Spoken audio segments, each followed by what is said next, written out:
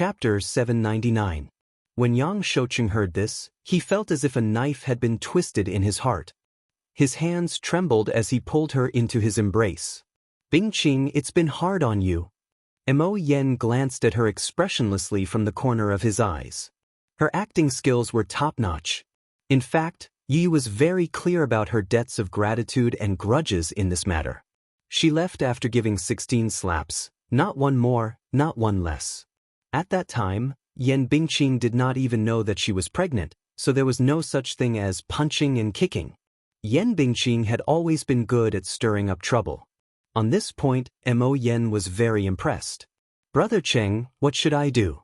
Now that I'm in this state because of that woman, is my life completely ruined?" Yen Bingqing cried as she said, "That woman is really ruthless.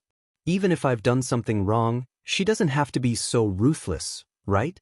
To ban me to this state, what kind of mistake have I made? I've already sincerely apologized, but she forced me to this point. Not to mention the entertainment industry, I can't even survive in the mainland. My life is over, it's over. This Muyaja is too ruthless." Yang Shoucheng nodded, his face sullen. However, this was the tricky part. In the huge capital, Yang Shoucheng was not afraid of anything, but he did not dare to offend the Mu and Gu families. One was Mu Yaja, and the other was Gu Jinglin. Both of them were ruthless characters. They were young but frivolous, young but ruthless. Each of them was more ruthless than the other. Especially Mu Yaja, who was even more ruthless than Gu Jinglin. At least in the mainland market, Yang Shoucheng had no right to speak in front of Mu Yaja. If not for Mu Yaja, this matter would have been easily settled if he had stepped in. In the capital, especially in the entertainment industry, Mu Yaja had the final say in everything. Yen Bingqing offended him and was undoubtedly seeking his own death. Seeing the complicated expression on Yang Shoucheng's face, Yen Bingqing felt even more uneasy. She probed, "Big Brother Cheng, what should I do? In my current state, no one is willing to offend Mu Yaja for me. What kind of character was he? I used to think that he was a powerful figure, but I never thought that he could manipulate the entertainment industry with just a few words. Who exactly is he?" Yen Bingqing had rarely heard about Mu Yaja in the industry. She only knew that he was the most important person in Disheng Financial Group. Therefore, as the controlling shareholder of Huanyu Entertainment, one word from him could turn the entertainment industry upside down. Yang Shoucheng looked a little troubled. "Bingqing, it's not that I don't want to stand up for you. It's just as you said, this Mu Yaja is a powerful figure. I don't dare to offend him." Hearing what he said, Yen Bingqing's heart thumped. Then her face turned ashen and she fell into endless despair. If even Yang Shoucheng did not dare to offend him, he must be really powerful. "Big Brother Cheng, if even you say that, I'm really done for." Chapter 800. "Brother Yang, all my overseas movie contracts have been cancelled," Yen Bingqing said sadly. Yang Shoucheng was slightly surprised. "What happened?" "This matter has spread overseas. I heard that several international brands have good relations with Huanyu. The few movies that I signed contracts with before were all resources that Huanyu had fought for. Although they were only supporting roles, they could be plated with a layer of gold in Hollywood and solidify my position. But after this incident, those movie contracts have been cancelled." "Is that so?" Yang Shoucheng muttered to himself for a while and said slowly, "Those are Huanyu's resources. You've offended Huanyu, so those movies are cancelled.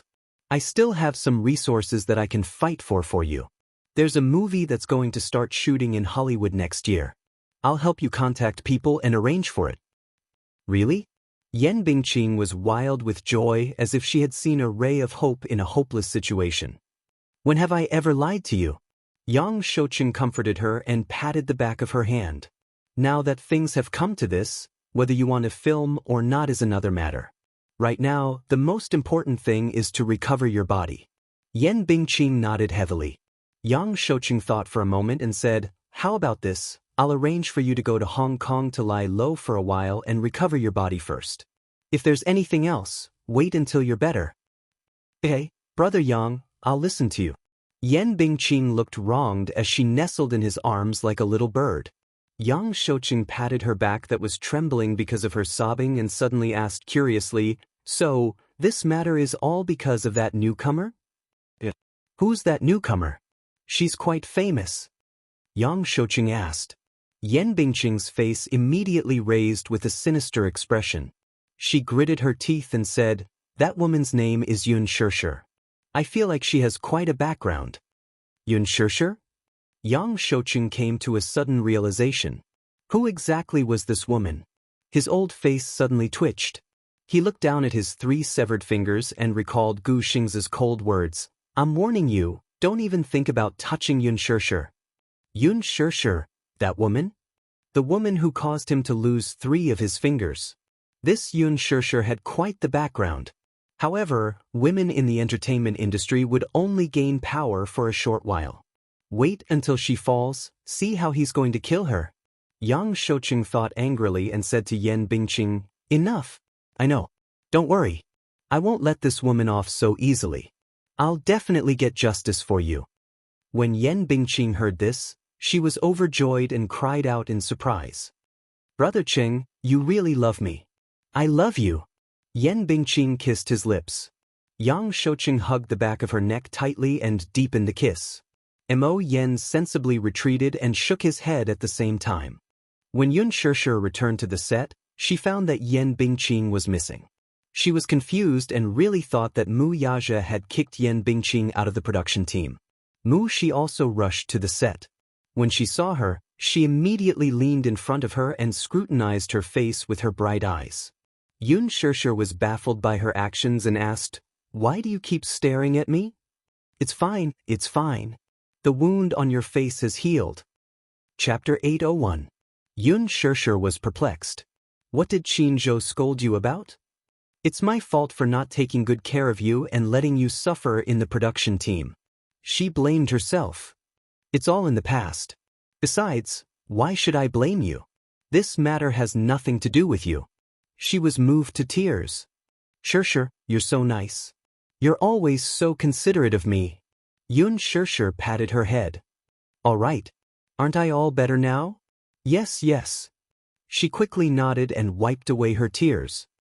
"That Yan Bingqing deserves to be blacklisted. She bullied you. She got what she deserved." "Blacklisted?" Yun Shirshir was stunned. "Yan Bingqing has been blacklisted. The production team has removed her name from the cast." Her assistant looked at her strangely. "You don't know about this?" Yun Shirshir shook her head blankly. "I don't know. She's been blacklisted?" "Yes." Huan Yu's higher-ups gave the order and created a lot of articles to slander her online. Not only did the production team kick her out, but they also terminated all her endorsements and movie contracts. Her reputation is so bad that it's even overseas. Anyway, she has no chance to make a comeback. Shirshir, isn't this considered as a blessing in disguise? After she was removed from the production team, the director was so happy that he didn't give her any attitude these past few days. Yun Shirshir frowned slightly. "I'm not in the country these past few days, so I don't know about this." Her assistant asked, "That's right. Where have you been these past few days?" "We lost contact for a few days, and Mr. Qin Zhou kept talking about you." "Oh, I went on vacation to recuperate." Sigh. "What a pity. You missed the biggest show of the year. You didn't see how Yan Bingqing was torn apart those few nights. She's so pitiful. Even I pity her. Still, a pitiful person must have something hateful about her. She deserves it." Her assistant said indignantly. "I still think that it's not thorough enough. You should let her apologize to you in public. Only then can you vent your anger." Hearing what she said, Yun Shirshir suddenly realized that she seemed to have been tricked by Mu Yaja. Banning Yan Bingqing? Needless to say, this was definitely Mu Yaja's doing. He was the only one who could turn the entertainment industry upside down. Did he ban Yan Bingqing a long time ago? That day, she had been kept in the dark from the beginning to the end. She had even begged him to remove Yan Bingqing from the list. He even shamelessly offered such a condition. She actually fell for it. Damn it, how could this Muyaja be so black-bellied? Yun Shirshir blushed. Then, Yan Bingqing has been removed from the cast. Who will play her role? She opened her mouth and was about to answer when a voice sounded behind her. Yun Shirshir. Yun Shirshir. She turned around and saw a beautifully dressed woman with exquisite makeup slowly walking toward her. She was a little surprised. While she was in a daze, the woman was already in front of her. With a smile, she extended her hand to her. Hello, I'm Lu Jingtian. You can call me Jingtian. Lu Jingtian? This face seems a little familiar. However, she really could not remember where she had seen it before. Yun Shirshir shook her outstretched hand. Hello, I'm Jingtian. I've just joined the cast to play Lin Hina. I'll be in your care in the future. Lu Jingtian smiled sweetly with a friendly look in her eyes. She suddenly stood at the side, not daring to speak. Chapter 802. Hee. You're really interesting. Lu Jingtian chuckled, but then she suddenly blurted out something that made no sense. With that, she turned around and left. Yun Shirshir was even more confused. What a weirdo. This Lu Jingtian's words are quite strange. She gave off a feeling of superiority and arrogance. She was like a rich missy from the upper class, yet she pretended to be calm, which made it seem very deliberate. Shi's expression changed, and she hurriedly pulled her to the side. Shirshir, don't spout nonsense. This Lu Jingtian's background is not to be trifled with. I feel that the actors in the production team, even if they're just supporting roles, are not to be trifled with, Yun Shirshir quietly said. Shi's lips twitched as she silently retorted, yes, you're the one with the biggest background. Anyway, everyone's background is not to be trifled with.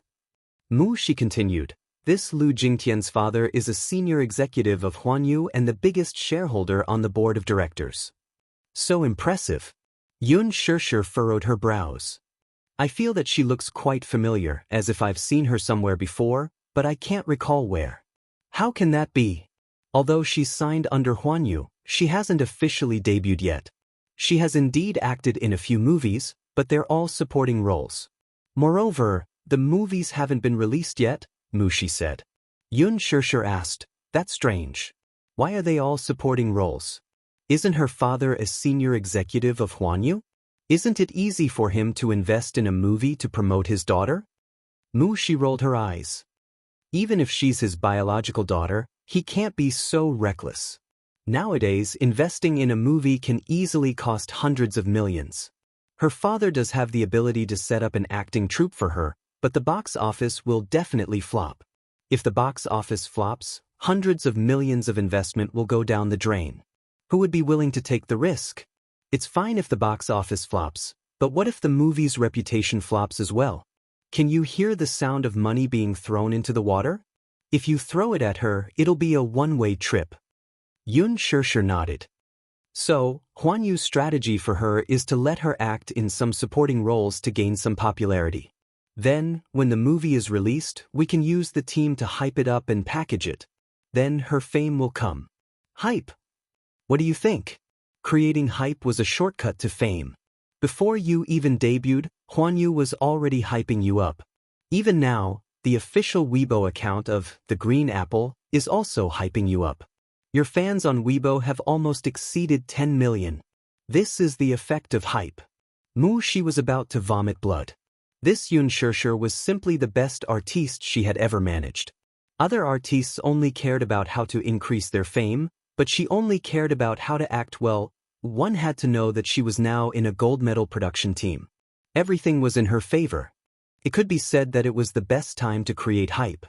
Her reputation online couldn't be any better. Many people were very supportive of her role as In Xiachuan and were willing to support her. What's more, everyone in the crew was a topic of conversation. Yang Mi, Li Jiuxian, and Gu Xingze. Which one of them wasn't the hottest idol in the world? Even if she uploaded a selfie with Gu Xingze on Weibo, it would still be a hot topic and gain popularity. However, this Yun Shirshir, let alone creating hype, only updated her Weibo once every few days, and it had nothing to do with filming. Chapter 803. It was no wonder that Yan Bingqing hated her.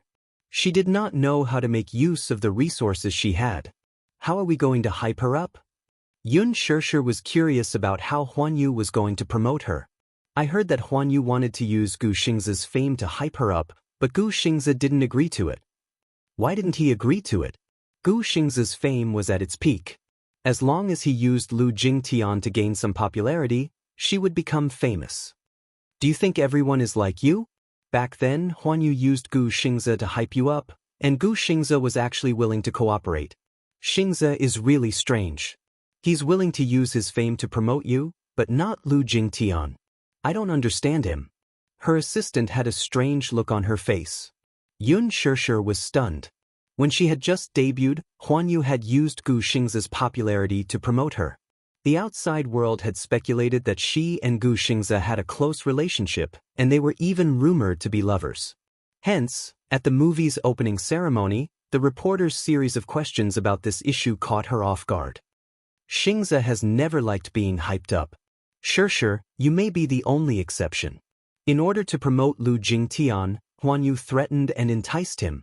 They even offered him 0.1% of their shares, but he didn't agree. It said that Huan Yu had originally planned a script to promote Lu Jingtian as Gu Xingzi's rumored girlfriend, but Gu Xingzi refused and didn't give them any leeway. Her assistant continued, at Huan Yu's annual gala, Huan Yu had originally arranged a female companion for Xingzi, and that was Lu Jingtian. In the end, Gu Xingzi invited you to be his female companion. Only Gu Xingzi would dare to do so. Huan Yu didn't dare to do anything to him.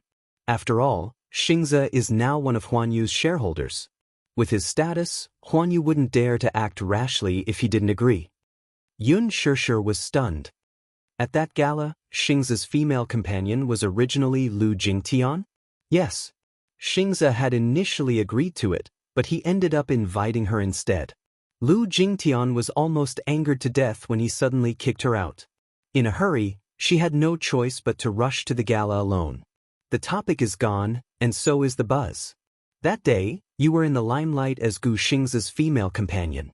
Don't be fooled by her courteous attitude toward you earlier. Who knows if she hates you deep down? Thank you for reminding me. Yun Shishir was halfway through her words when she suddenly realized something. It suddenly dawned on her why she found the other woman so familiar when she saw her earlier. At the mention of the gala, she recalled that Lu Jingtian was the woman who had tried to trip her up at the gala. He did not recognize her because her makeup was different from the day of the gala. On the day of the banquet, she was dressed extravagantly and wore heavy makeup. Today's makeup was more plain, so he couldn't recognize her immediately. Yun Shishir silently complained in her heart. This level of makeup was not much different from plastic surgery. It was no wonder she couldn't recognize her. It was as if she had changed her face. Makeup was indeed one of the sorcery. It could change a woman's appearance completely. Looking at Lu Jingtian now, she was no longer as stunning as she had been at the gala. Her facial features were neither beautiful nor exquisite, and neither did they stand out. She wondered what she looked like without her makeup. Yun Shishir carefully thought about it. It was no wonder that Lu Jingtian looked at her as if she had seen her enemy that day. It turned out that she had snatched her resources. Chapter 804. Thinking back on the smile that Lu Jingtian had given her earlier, she felt that it was really hypocritical. I haven't been in the industry for long, yet I've already made a lot of enemies. Am I that unpopular? Yun Shishir asked self-deprecatingly. Her assistant smiled. Shishir, you have to adjust your mentality. Having a lot of enemies only means that you're popular. People are jealous of you, so they target you. If you're unknown and not famous, who will take you seriously? Those who see you as a thorn in their flesh are all jealous of your resources. You can be considered a clear stream in the industry. Yun Shishir was stunned. This industry is really complicated. It is, her assistant said. How many true friends do you think there are in this industry? The industry is so big, and there are only so many resources. Many of them are sneaky people who are fighting for fame and fortune. You must be more careful in the future. Even if you have a strong background, sometimes you'll be in trouble if those people catch a little pain and use public opinion to attack you. Water can carry a boat, but it can also capsize it. You must maintain your image in front of your fans. Her assistant's advice was very pertinent. Yun Shishir heard it in her heart and smiled. Thank you, Mushi. Sigh. Xianxia, you really don't know how lucky you are. If you don't have Huan Yu supporting you, how can a newbie like you win against Yan Bingqing? Xianxia said sincerely, to be honest, I don't have much ambition. Acting is just a hobby of mine. I've never thought of fighting for fame and fortune. It's just because I like it. I just see acting as an ordinary job and a way of life. Isn't it a little inconsiderate of you to meet someone like me who has no ambition? It's quite inconsiderate, her assistant said truthfully, hitting her sore spot. Xianxia's lips twitched. Do you have to be so blunt? Her assistant smiled. To be honest, if these words came out of someone else's mouth, it would sound very pretentious and pompous. Which person who entered this industry did not come for fame and fortune? Even if it was by accident at the beginning, after entering the circle and being influenced by others, it was difficult for him to maintain his original heart. However, when it came from Xianxia's mouth, it sounded very pure. If many artists had such unique resources like hers, they would have used all means to create hype. But Xianxia really treated acting as a job. But this circle is not an ordinary one. You have to be careful. Over the next few days, after Lu Jingtian joined the production team, her main task was to catch up on Yan Bingqing's scenes. Previously, Yan Bingqing acted as Lin Hana's character. After that incident, Yan Bingqing was banned and removed from the cast. Those scenes had to be res-hot. There were many scenes where Xianxia and Lin Hana had to be filmed together. Lin Fengtian kept the close-up shots of Xianxia, but the other scenes had to be res-hot. It had only been a few days since Lu Jingtian joined the production team. In the past, the production team had always been careful around this young missy, who was born in Huan Yu's top management. Lu Jingtian was famous for her temper, which was not much better than Yan Bingqing's. In the past, when she was filming in another production team, she would often vent her anger on the production team whenever she had a disagreement. Her temper was notoriously bad. Chapter 805. From the start to the end, the gentle and friendly side she displayed in front of the production team took everyone by surprise. What was also surprising was that she did not find trouble with Xianxia and got along well with everyone in the production team. When it came to the basement scene, Lu Jingtian did not make things difficult for Xianxia like Yan Bingqing did. Instead, she did her homework in advance. Her gaze, positioning, lines, and expressions were all done in one go. For the slap scene, she used Meng Qiqi's technique and did not insist on using real weapons like Yan Bingqing did. Hence, she passed the scene with just 3 NGs. The result was very good, and Lin Fengtian was very satisfied. Mu Shi was shocked. It was said that a dog could not change its habit of eating feces. Lu Jingtian's personality had changed drastically. She was no longer as arrogant and unreasonable as before. It was as if she had become a completely different person. Mu Shi was taken aback and found it hard to believe. However, Xianxia was naturally happy to be able to get along with her peacefully. Ever since Yan Bingqing's incident, those in the production team who had offended Xianxia in the past had sincerely apologized to her. This included Yang Mi, who had changed her attitude toward her and was intentionally or unintentionally close to her. After getting along with her, Xianxia felt that Yang Mi was a decent person. Although she was a little shrewd and scheming, she was not like Yan Bingqing, who had so many thorns that it hurt. Yang Mi had debuted for almost 10 years. She had acted in a drama when she was young and officially entered the entertainment industry at the age of 17. In terms of qualifications, she was also a senior. Xianxia had always been humble toward her. Yang Mi had also completely changed her opinion of her. Initially, she was a little annoyed with Xianxia, thinking that this newbie must have used dirty means to obtain so many resources when she had just debuted. However, after getting along with her, she admired Xianxia's true nature and turned her enemy into a friend. Sometimes, she would even upload selfies with Xianxia on Weibo.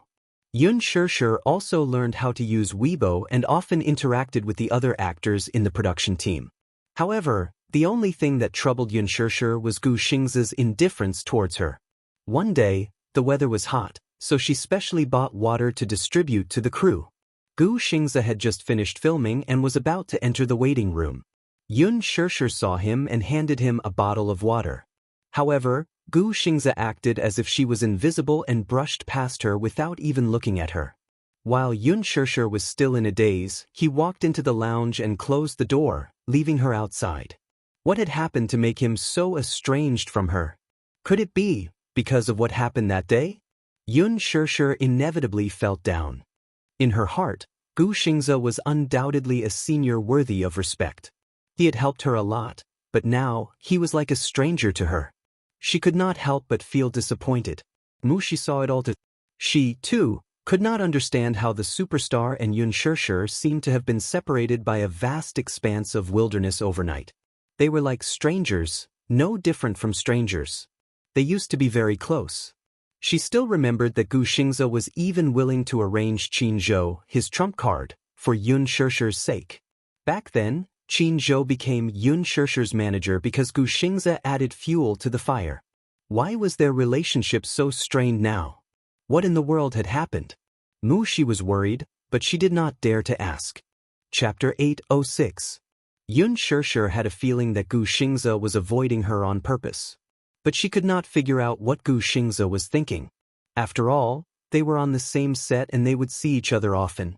His cold attitude towards her undoubtedly made her feel uneasy. It was probably because she was bothering him. Yun Shirshir thought for a while and smiled mockingly. She had no choice but to turn around and leave. In the waiting room, Gu Xingze leaned against the door and listened to Yun Shirshir's footsteps as she walked away slowly. A trace of pain and loneliness appeared on his originally cold face. He did not want to deliberately give her the cold shoulder. It was because he knew that if he did not control his feelings for her, once he lost control, it would be out of control. It was not that he was a coward and did not dare to fight for her, but that he might not even have the right to fight for her. The person in Yun Shirshir's heart was not him, was it? Then, his love would only become a burden and hurt her. Maintaining distance and estrangement was the only way. This was the first time in his life that he had feelings for a woman, but it was probably going to end in vain. He slowly sat down on the sofa and let his body sink into it.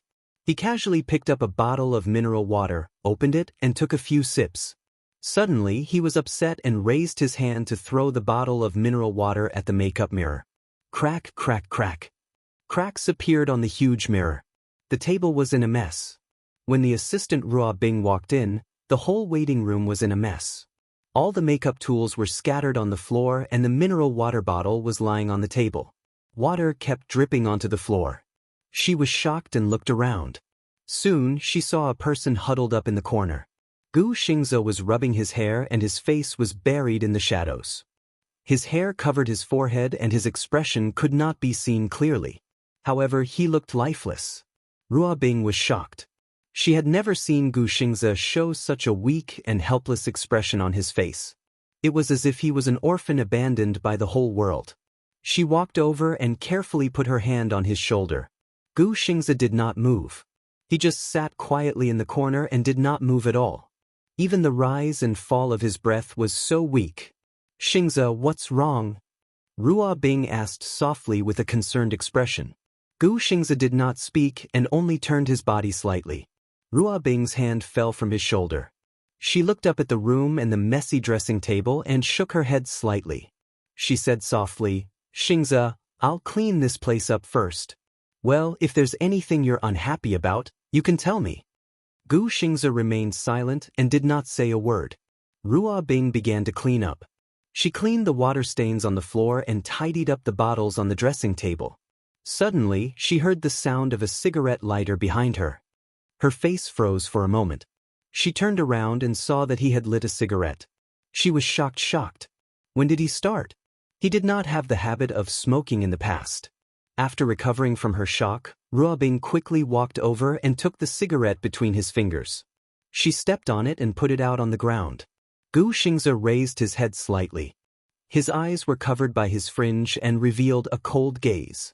Ruo Bing was slightly shocked by him, but she still mustered up her courage and asked, Xingze, why did you suddenly start smoking? Chapter 807. You can't smoke anymore. You still have to record an album tomorrow and record a demo for the movie theme song. Your throat will be damaged if you continue like this. Gu Xingze glanced at her coldly, but quietly took out another cigarette from the cigarette box, lit it again, and took a deep puff. The flickering sparks were weak, but they lit up his cold eyes. Rua Bing could not do anything to him. She squatted down and said patiently, "Xianxia, is there something bothering you? You can talk to me. There's no need to make things difficult for your body."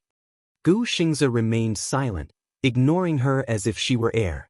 Rua Bing looked embarrassed, but she could not do anything to him. She had been by Gu Xianxia's side for a few years. She knew very little about Gu Xianxia.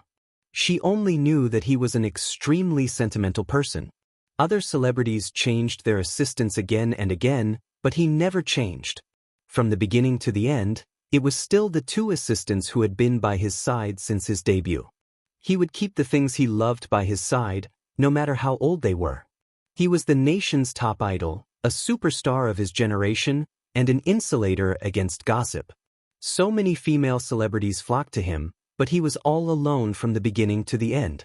Other than that, she did not know anything else about him. Perhaps, no one had ever been able to enter his heart. When Gu Xianxia was studying abroad at the age of 15, he was spotted by a talent scout and was recommended to Huanyu. He officially signed a contract, starred in his first movie, and released his first album. He was famous. Until then, his career had been smooth sailing. But on the surface, aside from the limelight, Gu Xianxia only gave people a feeling. Lonely. Yes, lonely. Other than Qin Zhou, there was probably no one who could really get close to him. It probably had something to do with his childhood. It was said that he was the illegitimate son of the Gu family in the capital. When he was young, his mother died early. At a very young age, he was exiled by the Gu family to a foreign country and lived alone. Until he met Qin Zhou at the age of 15. In Rua Bing's eyes, he had always been cold, like a high and mighty prince who was difficult to get close to. However, this was also the first time she had seen him lose control like this. For a moment, she couldn't do anything to him. "Xianxia, you still have a scene in the afternoon. Are you okay in this state?" He finally opened his mouth. Rua Bing finally calmed down. "That's great. Adjust your condition and rest early." With a cigarette in his mouth, he lowered his gaze. Right now, acting was the best way for him to vent his emotions. Sometimes he really wished that time would stop. She lived her entire life in the drama. At least in the movie, he could hold her hand, hug her and kiss her. However, he had revealed his true feelings and was too immersed in the role. She was really just acting. There were two scenes in the afternoon. One was a scene between Lu Jingtian and Jun Emo. The other scene was between Gu Xianxia and Yun Shishir. These two scenes were very important in the book. Jun Emo did not appear much in this movie, but every time she appeared, there was an important plot. She had just stepped into the film industry and was not good at acting, so she put in a lot of effort into the script. She also often looked for Yun Shishir to practice with her lines. She worked very hard to memorize the lines of a scene several times. Chapter 808. After Yin Xiaochuan returned to the country, she had another emotional entanglement with Yin Dongyu. Because Yin Xiaochuan was hospitalized for pneumonia, Yin Dongyu was absent from his engagement with Lin Hina. Lin Hina flew into a rage out of humiliation and went to the hospital where Yin Xiaochuan was. She wanted to denounce Yin Xiaochuan, but she met Su Qi, who was blocking the door of the ward. The two had an argument. It was also a tear-jerking scene in the movie. Lin Hina angrily questioned Su Qi, "Are you just going to watch the woman you love throw herself into someone else's arms? Do you really love her? From what I see, your so-called love is nothing more than lip service. Are you really willing? Giving away the woman you love so much to someone else?" Su Qi calmly said, "I love her, so I'll give her the greatest freedom." For this scene, Jun Emo had specially rehearsed it with Yun Shishir many times. As a result, Yun Shishir almost memorized the script by heart. She had put in a lot of effort, so when it came time to act, Jun Mo's performance was very good. She was full of emotions, her lines were affectionate, and every expression on her face was well managed. Especially at close range, the tension in Jun Mo's eyes gave people goosebumps. On the other hand, Lu Jingtian was in the right state, but her expression paled in comparison to Jun Mo's. Especially that line, "Su Chi, you're such a coward for pushing the woman you love to someone else." She laughed several times. Lin Fengtian's face was about to turn green with anger as he scolded her. Lu Jingtian was almost in tears from the scolding. She ran back to the lounge with reddened eyes and finally adjusted her state of mind. However, when it came time to act, her emotions were still not in place. She had NGs again and again. Lin Fengtian was so angry that he scolded her again. She really wanted to cry, but no tears came out. Lin Fengtian was so angry that he pointed at her and scolded her in front of everyone. "Lu Jing, I really can't be bothered to scold you. A minute, what kind of *T are you acting? Do you think you're acting very well? Why don't you take a look at what you're acting as? Also, go back and look in the mirror and see what makeup you're wearing. It's so thick, are you acting as a delinquent? Don't look at the script when you go back. Take a look at the self-cultivation of an actor. You want to be famous? But wishful thinking. It would be faster to go back and buy a pillow to dream. Do you think you can become famous just because you look better in Korea? Your acting skills are so bad. Do you believe that I'll cut you into a passerby?" Lin Fengtian was the infamous demon Scissorhands.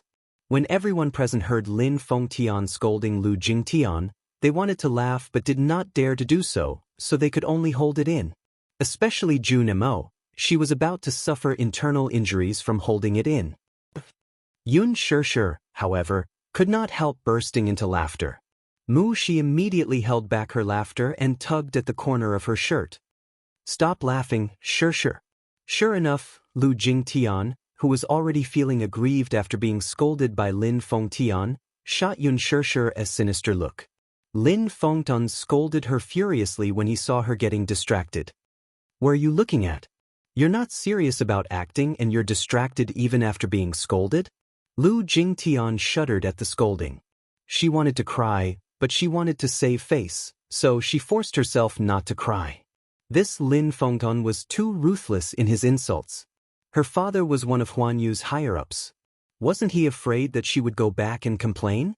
Chapter 809. Get this straight, you're an actress, not a missy, do you understand? I'm letting you in on account of your old man. That doesn't mean that I won't kick you out just because your old man is influential. If you don't act well, I'll still kick you out. With your performance, I can pick any of the extras in the group and they'll act better than you. What kind of performance is this? Yun Shirshir, who was listening from the side, was utterly convinced by the director's scolding of Lu Jingtian. It was no wonder that the director was rumored to have a fiery temper and dared to speak his mind. It was rare to see a director like him nowadays. Jun Mo, who was listening from the side, was also frightened. This director's ability to scold others was not just for show. Seeing it with her own eyes, she was in awe. Among the directors nowadays, only he dared to scold an actress with a background. He announced an intermission, and the next scene would start at 7 p.m. It was a scene in the rain. The moment he left, Lu Jingtian covered her mouth and ran to the washroom. The moment she left, the extras burst into laughter. Yang Mi could not help covering her mouth and sniggering reservedly. Mu Shi too could not help laughing. This director is really beyond my expectations. His scolding made my liver tremble. I've never seen such a demonic side of him either. That's you, I've seen it many times. He's restrained himself a lot now. In the past, when we were filming in his production team, we had to show 200% professionalism. Otherwise, we'd be asking for a scolding. Mushi laughed. Junimo said, Sure, it's your scene with Xingxia next. Do you want me to help you rehearse? Don't laugh at others now. When it's your turn, the director will scold you if you don't perform well. That's right, don't be smug now. If you don't act well, the director will scold you too. There's no such thing as special treatment in front of the director. If you don't act well, you'll be scolded like Lu Jingtian just now. Yun Shirshir's face revealed fear. You're making me panic. Junmo, you'd better rehearse your lines with me. Junmo ruffled her hair. The little fool. Mu Shi, who was watching from the side, could not help but sigh. Junmo, your boyfriend power is so strong. I'm almost turned gay by you. Junimo raised her eyebrows. What do you mean? You're so handsome and gentle. I'm about to fall in love with you. Junimo blushed and was a little shy. Yun Shirshir rebuked, Mu Shi, you're so naughty. You know that our Junimo gets shy easily, yet you still tease her like this. Ha. In the afternoon, an uninvited guest came to the set. Yun Shirshir had just finished rehearsing with Junimo and went to buy a few boxes of water to distribute to the staff as usual. She had just returned to the set when she saw a familiar face. Song Enya. Yun Shirshir was stunned. Why was she here? She saw Song Enya sitting beside Lu Jingtian, who seemed to have been crying for a long time. Song Enya gently patted her back as if to comfort her. The two seemed to have a good relationship. Could it be that they were friends? Song Enya was here to visit the set? Indeed, birds of a feather flock together. This saying made some sense. Seeing Yun Shirshir looking at Song Enya, Junimo looked over and recognized the latter at a glance.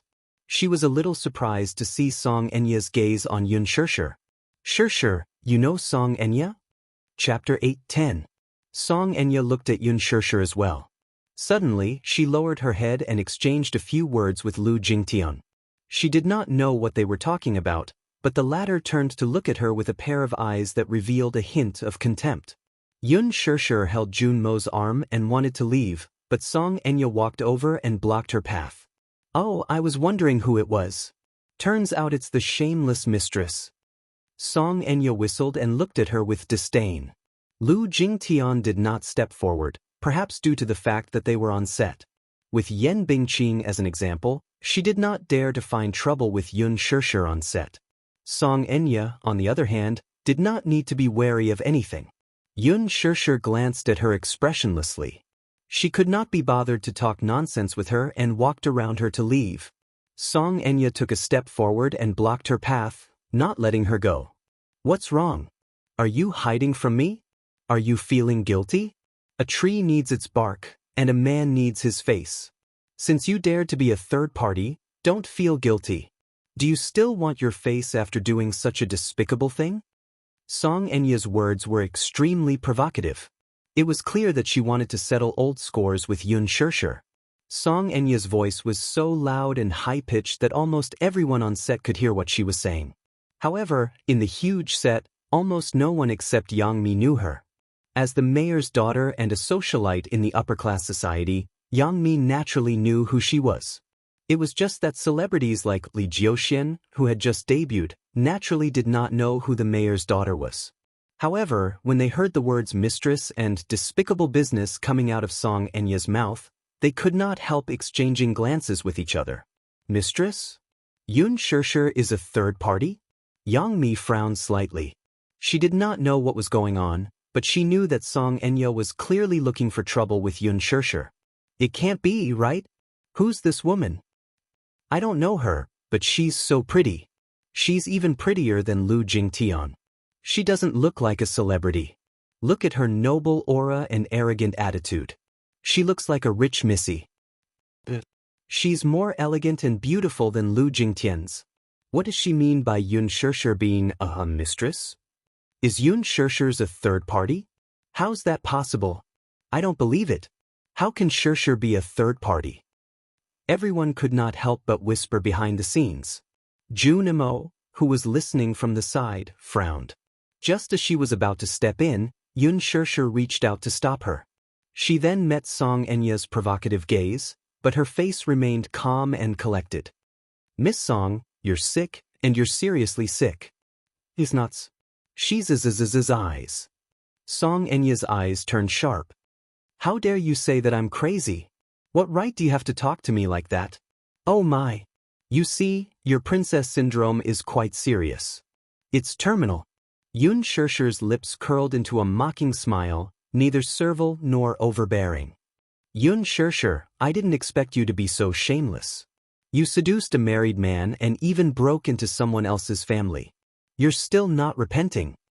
Chapter 8:11. She had a child out of wedlock. As soon as Song Enya finished speaking, there was an uproar on set. Everyone looked at Song Enya, then at Yun Shirshir, and found it hard to believe. Yun Shirshir had an illegitimate child? She was a third party. Such explosive news. It must be fake, right? Yun Shirshir did not seem to be such an evil woman. However, this woman did not seem to be spouting nonsense either. Her words were clear and logical, and it did not seem like she was spouting nonsense. Could it be that Yun Shirshir really had some unspeakable gossip? It was not impossible. As a newcomer, she was blessed with unique resources and was so popular. Before the movie was even released, her limelight had already overshadowed Gu Xingzi's Heavenly King halo. It was indeed unbelievable. Could it be that, like what this woman said, she had stepped into a rich family and hooked up with a mysterious sugar daddy? After being in the entertainment industry for a long time, one would understand that there was no such thing as a groundless rumor. For a moment, everyone was talking about it, and countless suspicious gazes fell on Yun Shirshir. Yun Shirshir's face was calm as she looked at her calmly. Junimo, however, could not stand it anymore and said angrily, "Song Enya, you're not allowed to slander others like this. You said that Shirshir is a third party and that she had a child out of wedlock. Do you have any evidence?" Song Enya looked at her with disdain. "What are you shouting for? Am I talking to you? An actress dares to put on airs in front of me. I don't know where she got the capital. Get lost." Jun Mo's handsome face was sullen. She took a step forward and was about to speak when Yun Shirshir stopped her. She did not want Jun Mo to get involved in this mess for her.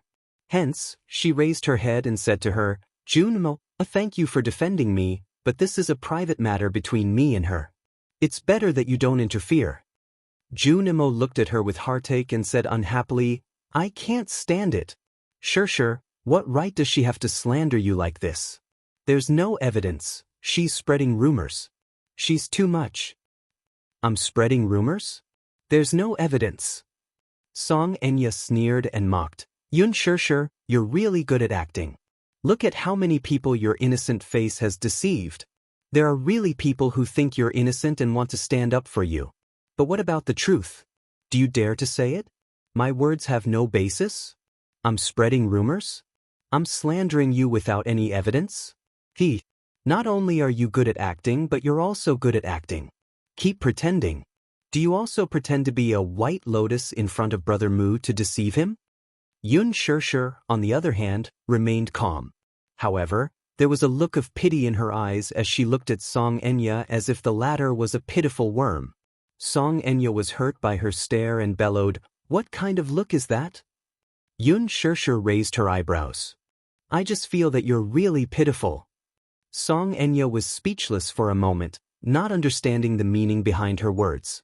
"What do you mean?" Yun Shirshir took a step forward and whispered in her ear slowly, "Even if you're angry out of humiliation, you can't change the fact that Mu Yaja is my man.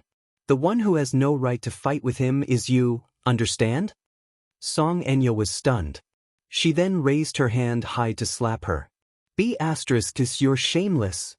Jun Mo immediately reached out and shielded Yun Shirshir behind her. The slap that was aimed at her face did not land. Song Enya was enraged. She turned around to look, only to see Gu Xingzi standing behind her and gripping her wrist tightly. A pair of handsome eyes filled with chilliness, but incomparably indifferently fell on her body. Chapter 8:12. Gu Xingzi? What was the meaning of this? Why was he stopping her? "Gu Xingzi, what are you doing? Are you done fooling around?" Gu Xingzi pursed his lips impatiently, his handsome face cold. "This is a film set, it's not a place for you to fool around." His grip on her wrist was so tight that it seemed as if he was going to break it. The part of her wrist that was tightly gripped by him suddenly lost its color and turned pale. No matter how hard she tried to break free, it was to no avail. She struggled for a while but still could not break free. She could not help but fly into a rage out of humiliation. "Gu Xingzi, let go of me." Gu Xingzi immediately let go of her. Caught off guard, she fell to the ground in a sorry state. She was wearing 7-centimeter high heels today, so when she fell to the ground, she felt a sharp pain in her ankle. It seemed that she had sprained it. Feeling wronged and resentful, she raised her head to look at Gu Xingzi in displeasure. Gu Xingzi lowered his head and looked at her coldly. His expression was frosty, and his eyes were piercingly cold. She was so shocked by his glare that she could not speak for a moment. Lu Jingtian turned pale with fright when she saw this. She immediately went forward to help her up. Gu Xingze, why are you helping her too? She was so angry that she even forgot to maintain her composure. Gu Xingze expressionlessly said, Song Enya, I don't have the patience. Don't be unreasonable in front of me, it's very annoying. She was so frightened by his cold glare that she fell silent. Lu Jingtian, who was standing at the side, opened her mouth to say something, but Gu Xingze swept a glance at her and coldly said, Shut up. She did not dare to speak again. Gu Xingze, you're too much. Her eyes were red, and it was obvious that she was about to cry from anger. Have you had enough? I told you to shut up, didn't you hear me? Gu Xingze suddenly raised his voice. Who let this miscellaneous person in? Miscellaneous personnel? Song Enya was startled.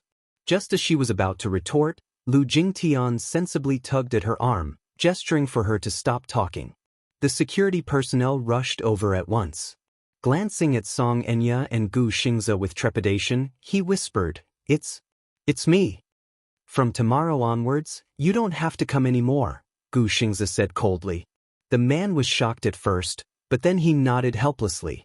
Gu Xingze said again, Chase her out. In the future, no one is allowed to enter.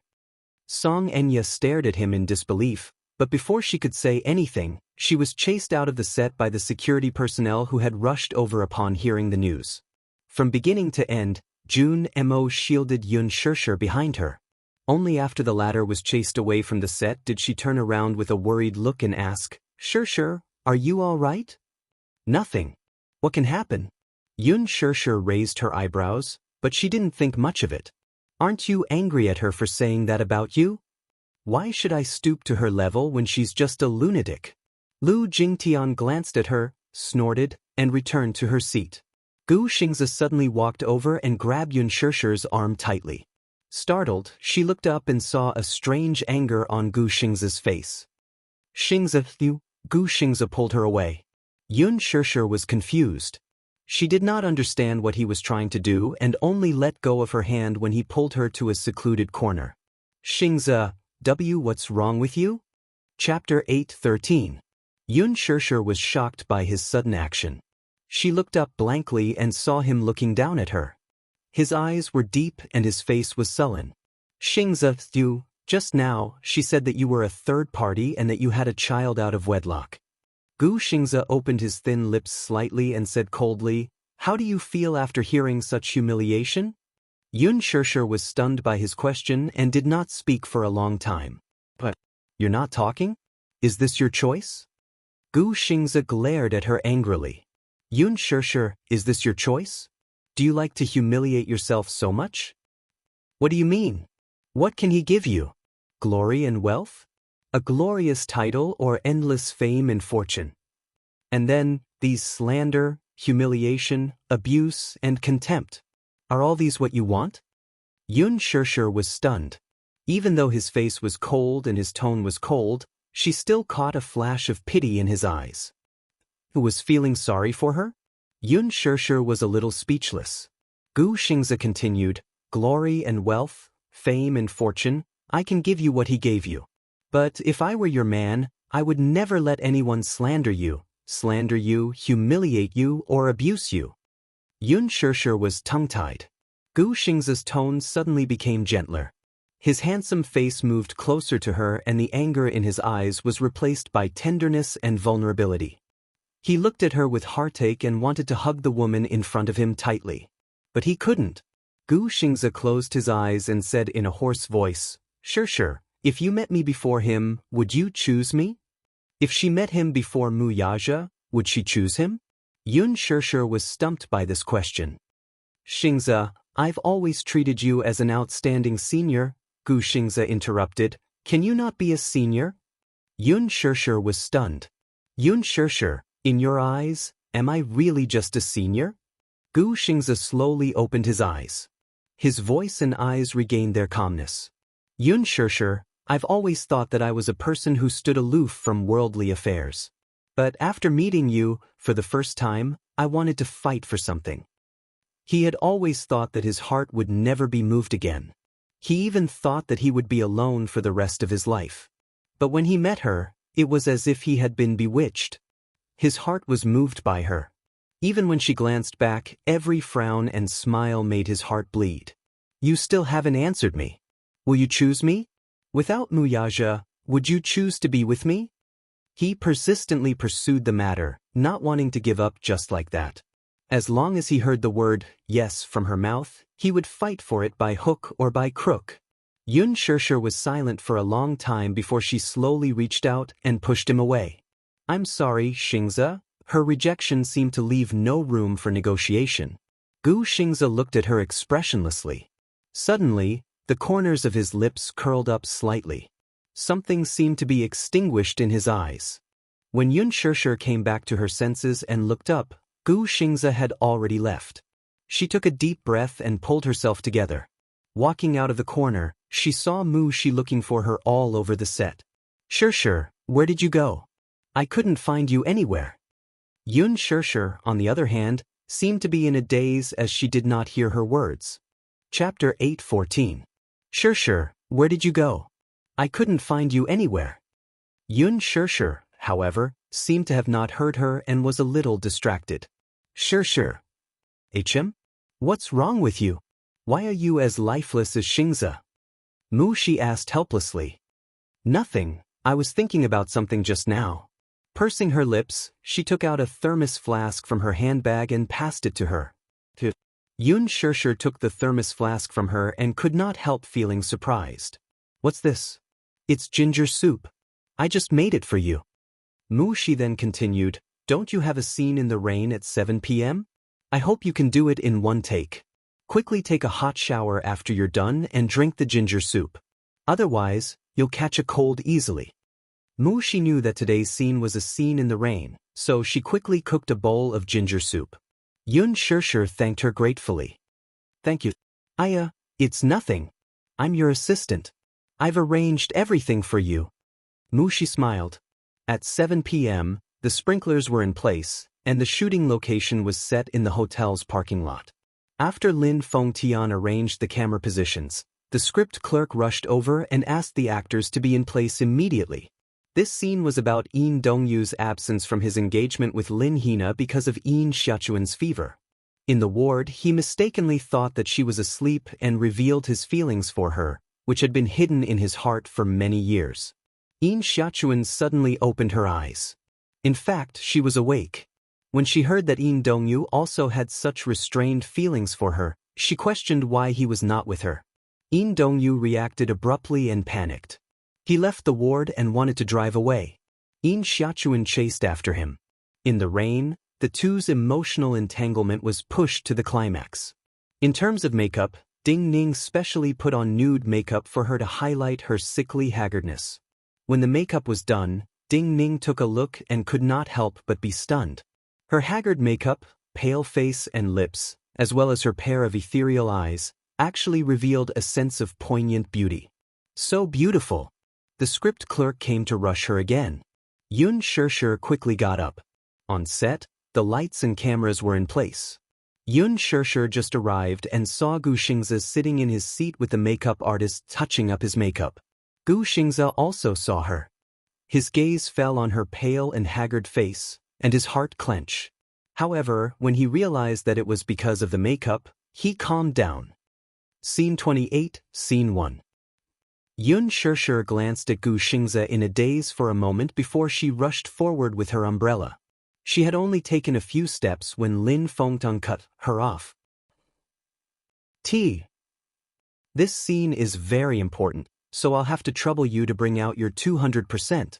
Please, Yin Xiaochuan chased after him anxiously. Where's the anxiety on your face? I'm sorry. I'll adjust my state right away. Xianxia immediately apologized. She had indeed been distracted for a moment, so much so that she lost her composure when she took the first step. Lin Fengtian said sternly, Xianxia, you're very talented and have a high level of understanding. I hope you won't disappoint me. Even though he admired her, filming was work. If there were any mistakes at work, he would not be merciful. He was very clear about both the inside and outside of filming. Chapter 8:15.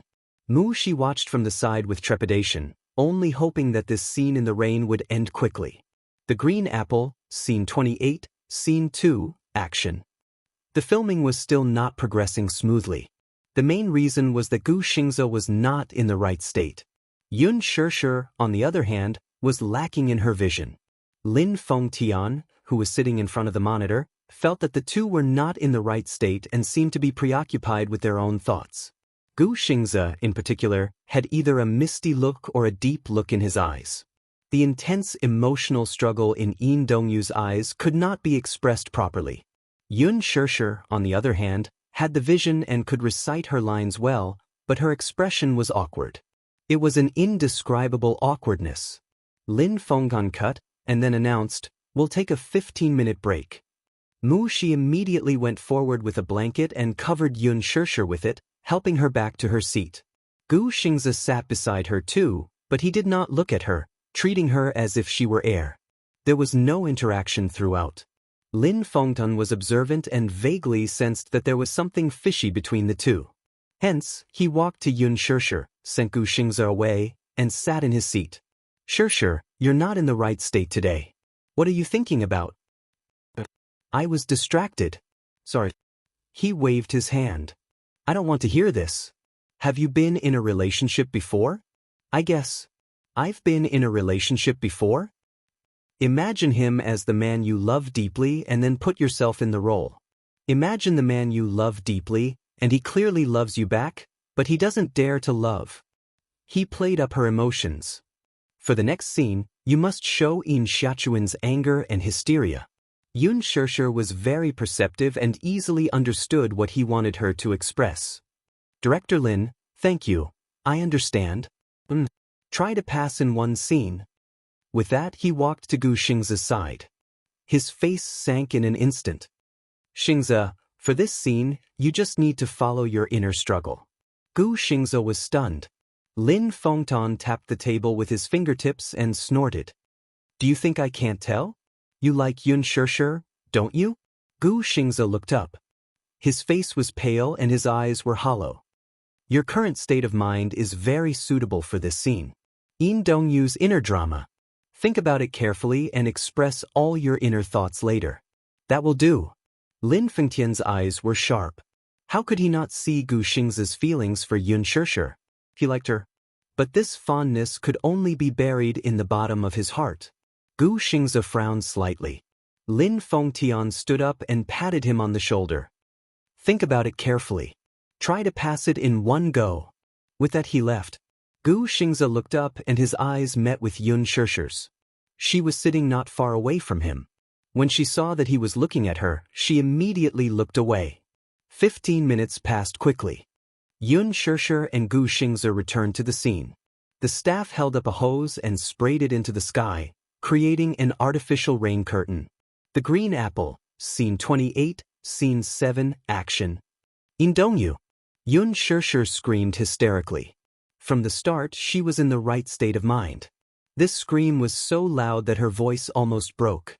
Chapter 8:16. Gu Xingze stood in the rain with his back to her. Yun Shishir rushed into the rain. Seeing that he had stopped in his tracks, she slowly walked forward and tried to hold his hand. However, the moment her trembling fingertips were about to touch his hand, Gu Xingze retracted his hand as if he had been electrocuted. Yun Shishir's eyes revealed an extremely hurt look. "Brother," a helpless and weak cry directly hit the weakest part of people's hearts. Yun Shishir said in a hoarse voice, "Why are you always running away from me? Why do you love me too? Why do you always want to run away from me when you love me so much? What are you running away from?" Gu Xingze's heart trembled slightly, but he quickly suppressed the turbulent emotions in his heart and pretended to be calm. "I'm not running away. You are. You clearly are." Yun Shishir broke down and said, "You've always been running away from me. Always." As she spoke, she reached out and hooked her hand around his. This time, he did not avoid her. Yun Shishir stared at his back again and said carefully, "Didn't we agree in the past? We'll be together for life, forever. Have you forgotten what you promised me?" Her pale lips trembled uncontrollably as she pleaded in a broken voice, "Brother, love me, okay?" There was a long silence. Lin Fengtian immediately zoomed in and gave Yun Shishir a close-up shot. The fragile look in her eyes was full of tension. Lin Fengtian secretly cheered in his heart. The dead silence felt like a century. After a long time, Gu Xingzi sighed and muttered, "How should I love you?" He turned his head and the camera zoomed in on his face. Gu Xingzi frowned slightly. The hesitation and vulnerability in his eyes were almost obvious. Even Yun Shishir's heart could not help but tremble when she saw this gaze. "Xiachun, how should I love you?" The scene finally passed. Lin Fengtian stood up and applauded in shock. Yun Shishir also left her character with a gratified smile on her face. Gu Xingzi, on the other hand, seemed to be too immersed in his role and looked lonely. Yun Shishir caught a glimpse of his expression from the corner of her eye and her smile froze on her lips. "Wrap up. Get ready, that's all for today." Gu Xingzi abruptly turned around and walked toward the building. Yun Shishir was still in a daze. She quickly brought a blanket over and urged, "Shishir, hurry up and take a shower." Yun Shishir's mind and she nodded. "Do you need me to accompany you?" "No, I'll go myself." "Remember to drink the ginger soup after you shower." The production crew had booked a floor next to the hospital. The rooms inside were specially reserved for the production crew. At this moment, the sky was already dark. The receptionist at the front desk was dozing off. Yun Shishir held the room card tightly in her hand and carried the thermos flask as she walked into the hotel. At the elevator entrance, she bumped into Gu Xingzi. She was stunned and could not help but feel awkward. During the scene in the rain earlier, she was completely drenched. Gu Xingzi, on the other hand, had been holding an umbrella the whole time and only got a little wet. "You have to remember to take a shower too. Otherwise, I'm afraid you'll catch a cold." He responded lightly, but his gaze was fixed on the elevator door. The elevator kept jumping up and down. Ding dong. It was a text message notification. Chapter 8:17. The elevator door opened and Gu Xingzi walked in. Yun Shishir had also finished replying to the text message and followed him into the elevator. However, when she stepped into the elevator, she felt a violent tremor under her feet. The lights in the elevator suddenly flickered a few times, and the elevator suddenly lost control and fell. At this moment, Yun Shishir was already halfway into the elevator. Just as the elevator was about to lose control and fall and she was about to be caught, Gu Xingzi quickly grabbed her arm and pulled her into the elevator. Yun Shishir lost her balance and fell into his arms. Bang! Her phone fell to the ground. The two of them fell to the ground together because of the tremor in the elevator. Then they felt a strange centrifugal force and the elevator continued to fall. Bang! It was as if it had fallen to the bottom. After a short moment of suffocation, there was a loud clang. The entire floor of the elevator seemed to have collided violently, and it was so loud that their ears were buzzing. Gu Xingzi subconsciously hugged Yun Shishir tightly in his arms. At that moment, he felt as if his bones were about to break from the impact of his back hitting the ground. Then the entire elevator shook and the lights flickered. Everything returned to silence. At this moment, the elevator doors slowly closed. Yun Shishir could not react in time. She did not realize what had happened at all. When everything quieted down, she looked around and saw that the elevator's floor display was black. In the elevator shaft, there was the sound of a rope being sawed. In the quiet and narrow space, these cold sounds only made one feel uneasy and anxious. The elevator malfunctioned? That was her first reaction. She turned to look at Gu Xingzi but saw that his face was pale and he seemed to have a lingering fear. Clearly, he was still in shock from the accident that had happened earlier. Just imagine, if he had not acted fast enough, he might have only been able to watch Yun Shishir get caught in the elevator. As for the consequences, he did not even dare to think about it. Yun Shishir also carefully recalled that when she stepped into the elevator just now, she felt that the elevator suddenly fell. Gu Xingzi grabbed her and dragged her into the elevator. Thinking about it carefully, Yun Shishir felt a chill run up her spine. If Gu Xingze had not reacted quickly enough, or if he had chosen to push her out instead of pulling her in, she would have been in deep trouble. Because of the situation just now, it was too late for him to push her out. She was almost caught in the elevator. The fear in her heart seemed to want to swallow her whole. She had just brushed shoulders with the god of death. Xingze. Yun Shishir's heartbeat quickened and her palms were full of cold sweat. However, she still calmed down immediately and said gratefully, "Thank you." Gu Xingze closed his eyes and quickly calmed himself down. He stood up slowly and pressed the button for the floor. The lights on the floor were no longer on. The lights above his head flickered and the exhaust fan was still running. He turned around and looked at Yun Shishir. His thin lips moved slightly. "Shishir, don't be nervous. I'm here." Yun Shishir responded with an and felt strangely calm. She did not feel so nervous anymore. Chapter 8:18. Gu Xingze felt a headache coming on. How did this happen? He had been in the industry for so many years and had often flown around the world. He had also encountered hotel elevator malfunctions, but it had never happened to him. However, until he experienced it himself, he could feel the uneasiness and panic of being trapped in an elevator. He reached out and pressed the emergency bell. However, after pressing it for a long time, no one responded. What's going on? Gu Xingze looked puzzled. Is it malfunctioning?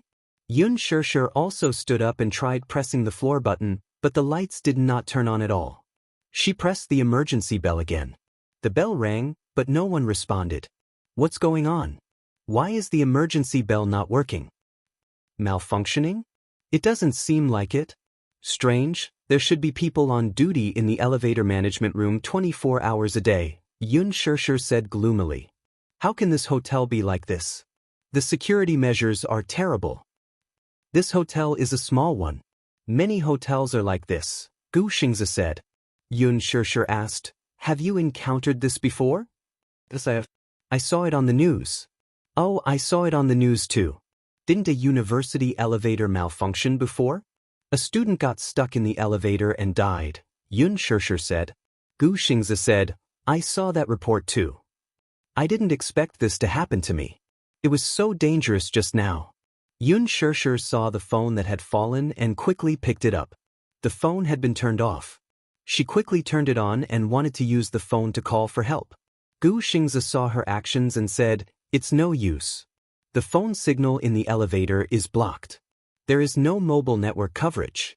Moreover, we are in the basement now. Sure enough. Yun Shishir turned on the phone, but there was no signal. She could not make the call. What should we do? There is no signal at all. There was no network and no signal. There was no way to communicate with the outside world. She suddenly panicked and fell into a deep helplessness. No one responded to the call for help, and there was no signal on their cell phones. They were like people who had gotten lost in the wilderness, isolated and helpless. Gu Xingze's brows furrowed slightly as he tirelessly pressed the button for help over and over again. However, perhaps due to the elevator's lack of maintenance or some other reason, no one responded for a long time. Could it be that someone in the security room was dozing off? In the end, he secretly left his post and went to play. Half an hour later, there was still no response. Frustrated, he punched the elevator door and finally gave up. Yun Shishir sighed. Are we on the third floor of the basement? Yes. She asked again, will the elevator resume braking? I won't. Gu Xingze turned around and said, there's an emergency device in the elevator. It's malfunctioning and has stopped the brakes. So now, we can only wait for the maintenance staff to arrive? He pondered for a moment and slowly said, yes, that's the only way. Yun Shishir suddenly lost all her strength and felt a little desperate. Then when will they find out that someone is trapped in the elevator? Gu Xingze looked at her and suddenly walked to her side. He picked up a blanket that had fallen on the ground and covered her body. Don't be afraid. By tomorrow morning, someone will find out. This is already the worst-case scenario. The look of relief on his face gave her great confidence. Chapter 8:19. The moment she lowered her head, the water droplets on her hair dripped onto the floor of the elevator. Gu Xingze frowned and urged, dry your hair first. You've been drenched in the rain, don't catch a cold. Seeing that she was drenched, he recalled that she had been in the rain for a long time. Because he was not in the right state, she had been drenched for a full 3 hours. He pursed his lips and could not help but blame himself and worry. Are you cold? A little. Xianxia curled her lips in embarrassment. Seeing the unconcealable worry in his eyes, she suddenly burst into laughter. Xianxia did not know whether to laugh or cry when he saw her laugh. What are you laughing at?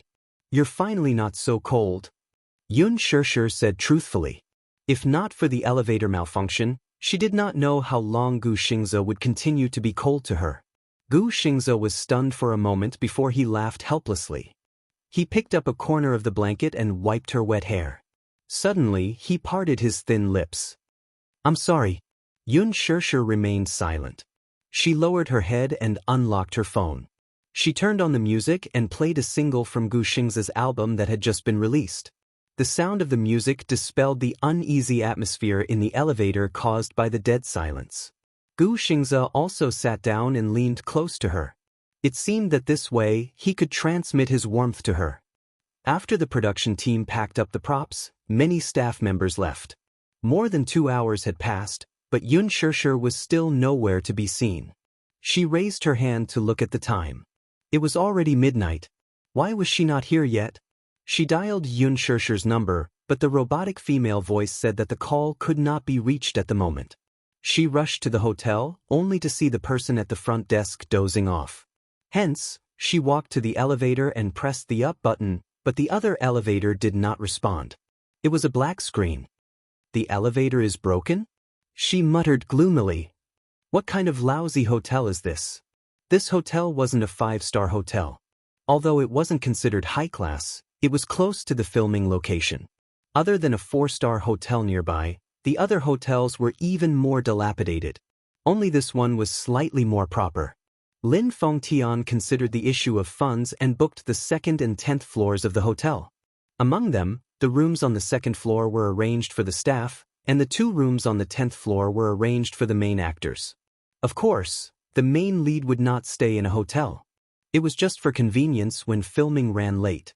Moreover, artists like Yang Mi and Xianxia usually had nanny vans to accompany them. Most of the time, this room was only used for them to rest. To be honest, this hotel was really run down. The receptionist did not have any work ethics at all. She dozed off during working hours. One of the elevators was broken, but no one came to fix it. Perhaps it was too late. The maintenance staff had already gotten off work. She did not think much of it. She went up to the 10th floor and rushed to her room. Just as she opened the door, she was greeted by a dark room. It was as if no one had been there at all. She was stunned for a moment before she mustered up her courage to knock on Xiaxia's door, but no one responded. There was no one there either. When she returned to the 1st floor, she passed by the front desk and wanted to ask the staff at the front desk if they had seen Xianxia. When she walked over, she saw that one of the staff on the night shift was dozing off. Forget it. It's pointless to ask. They're all dozing off. What else can they see? Chapter 8:20. I'll expose this hotel's service on the internet. She did not suspect that the elevator had malfunctioned, nor did she expect that the person she was looking for was trapped in the elevator. It was not that she was careless or careless, but how would an ordinary person think of this? After all, under normal circumstances, elevator malfunctions would only happen on the news. Hence, she did not think too much about it. She walked out of the hotel and dialed Xianxia's number again, but it still could not get through. She dialed several times, but all she heard was the mechanical female voice repeating the prompts. She wanted to dial Xiaxia's number, but then she realized that she did not have Xiaxia's number.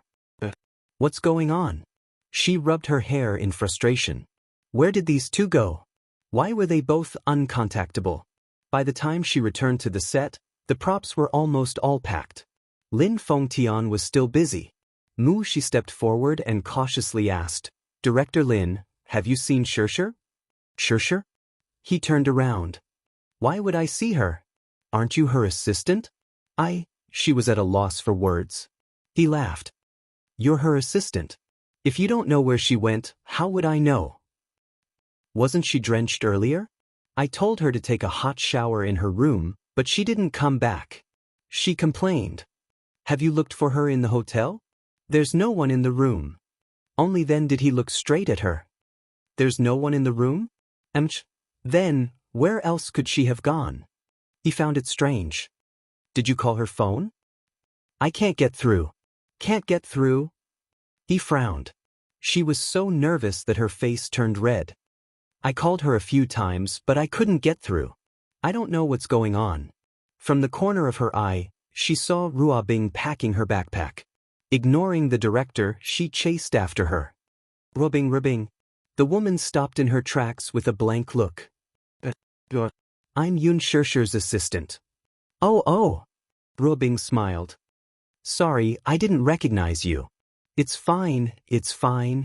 She asked worriedly. By the way, have you seen my Xiaoxia? No. Ruabing was confused by her question again. However, he felt that something was off. Why did this little assistant run over to ask about her when her own artiste was missing? She was not Yun Xiaoxia's assistant. Then, did you see Xianxia? He probably went back. Rua Bing said helplessly, although I'm Xingzia's assistant, he's a little. Well, he doesn't like people interfering with his private life. Usually, after filming, he doesn't let anyone follow him. Is it convenient for you to give me his number? She asked cautiously. Rua Bing was startled, but she shook her head. I'm sorry, I can't. Xingzia's number is usually not disclosed to others. I don't have any other intentions. I just wanted to ask Xianxia if he saw Xiaoxia. She pleaded, or, it's fine if you don't give it to me. You can give him a call. It's an emergency, please. Lin Fengtian walked over. Seeing the conflicted look on her face, he said, give Xianxia a call and ask him where he is. Rua Bing could not refuse the director's request, so she nodded. Chapter 821. The call went through, but no one picked up the call. At this moment, Gu Xianxia was sitting in the driver's seat of his Porsche parked in the parking lot. His phone kept vibrating and ringing. No one's picking up. Rua Bing said, this is Xingzia's work number. He threw it aside after filming. Let's try calling a few more times. She pressed her palms together and pleaded again. All right. The woman nodded helplessly. She called a few more times, but still, no one picked up. Seeing her disappointment, Rua Bing comforted her with a smile. Don't worry, Yun Xiaoxia is an adult and not a child. How could she go missing? You don't have to worry so much. She furrowed her brows, still feeling uneasy. When I first became an assistant, I was just like you. I couldn't wait to stick behind Xingzia as if he were a child. Actually, as assistants, we don't have to worry about every little thing, no matter how big or small. Artistes should have their own private space too. The director thought about it and raised a brow. You go back first, I'll send someone to look for them. Okay. Thank you, Director Lin. She had no other choice. At this moment in the elevator, Yun Xiaoxia wrapped her wet body in a blanket and curled up in a corner. The damp and cold air kept invading her body. The air conditioner in the elevator continued to pour in cold air. She had been drenched in the rain for so long that her wet clothes stuck to her body. She was wet and cold, and with the air conditioner blowing, she felt even colder. She did not know how long she had been trapped in the elevator, but she felt that time passed abnormally slowly. Gradually, she felt a little lightheaded. Her body slumped in a corner, and she became a little dispirited. Gu Xingzia persistently pressed the help button until the device's battery ran out and it stopped ringing. *a minute. He cursed under his breath and turned around, only to see Yun Xiaoxia wrapped in a blanket and shivering all over. Gu Xingzia's heart tightened. He immediately walked to her side and squatted down. He carefully placed his hand on her shoulder, but his fingertips came into contact with a patch of dampness. His heart ached, and he gently pushed her shoulder. Xiaoxia? What happened to you? Yun Xiaoxia was a little delirious. She peeked her eyes out of the blanket, but there was no focus in her eyes. Cold? So cold. Gu Xingzia raised her head and looked at the mouth that was still emitting cold air. The direction of the wind seemed to be aimed at her. No wonder he felt cold. His entire body was drenched, and the cold air was blowing on his body. He said gently, Sure, don't do it here.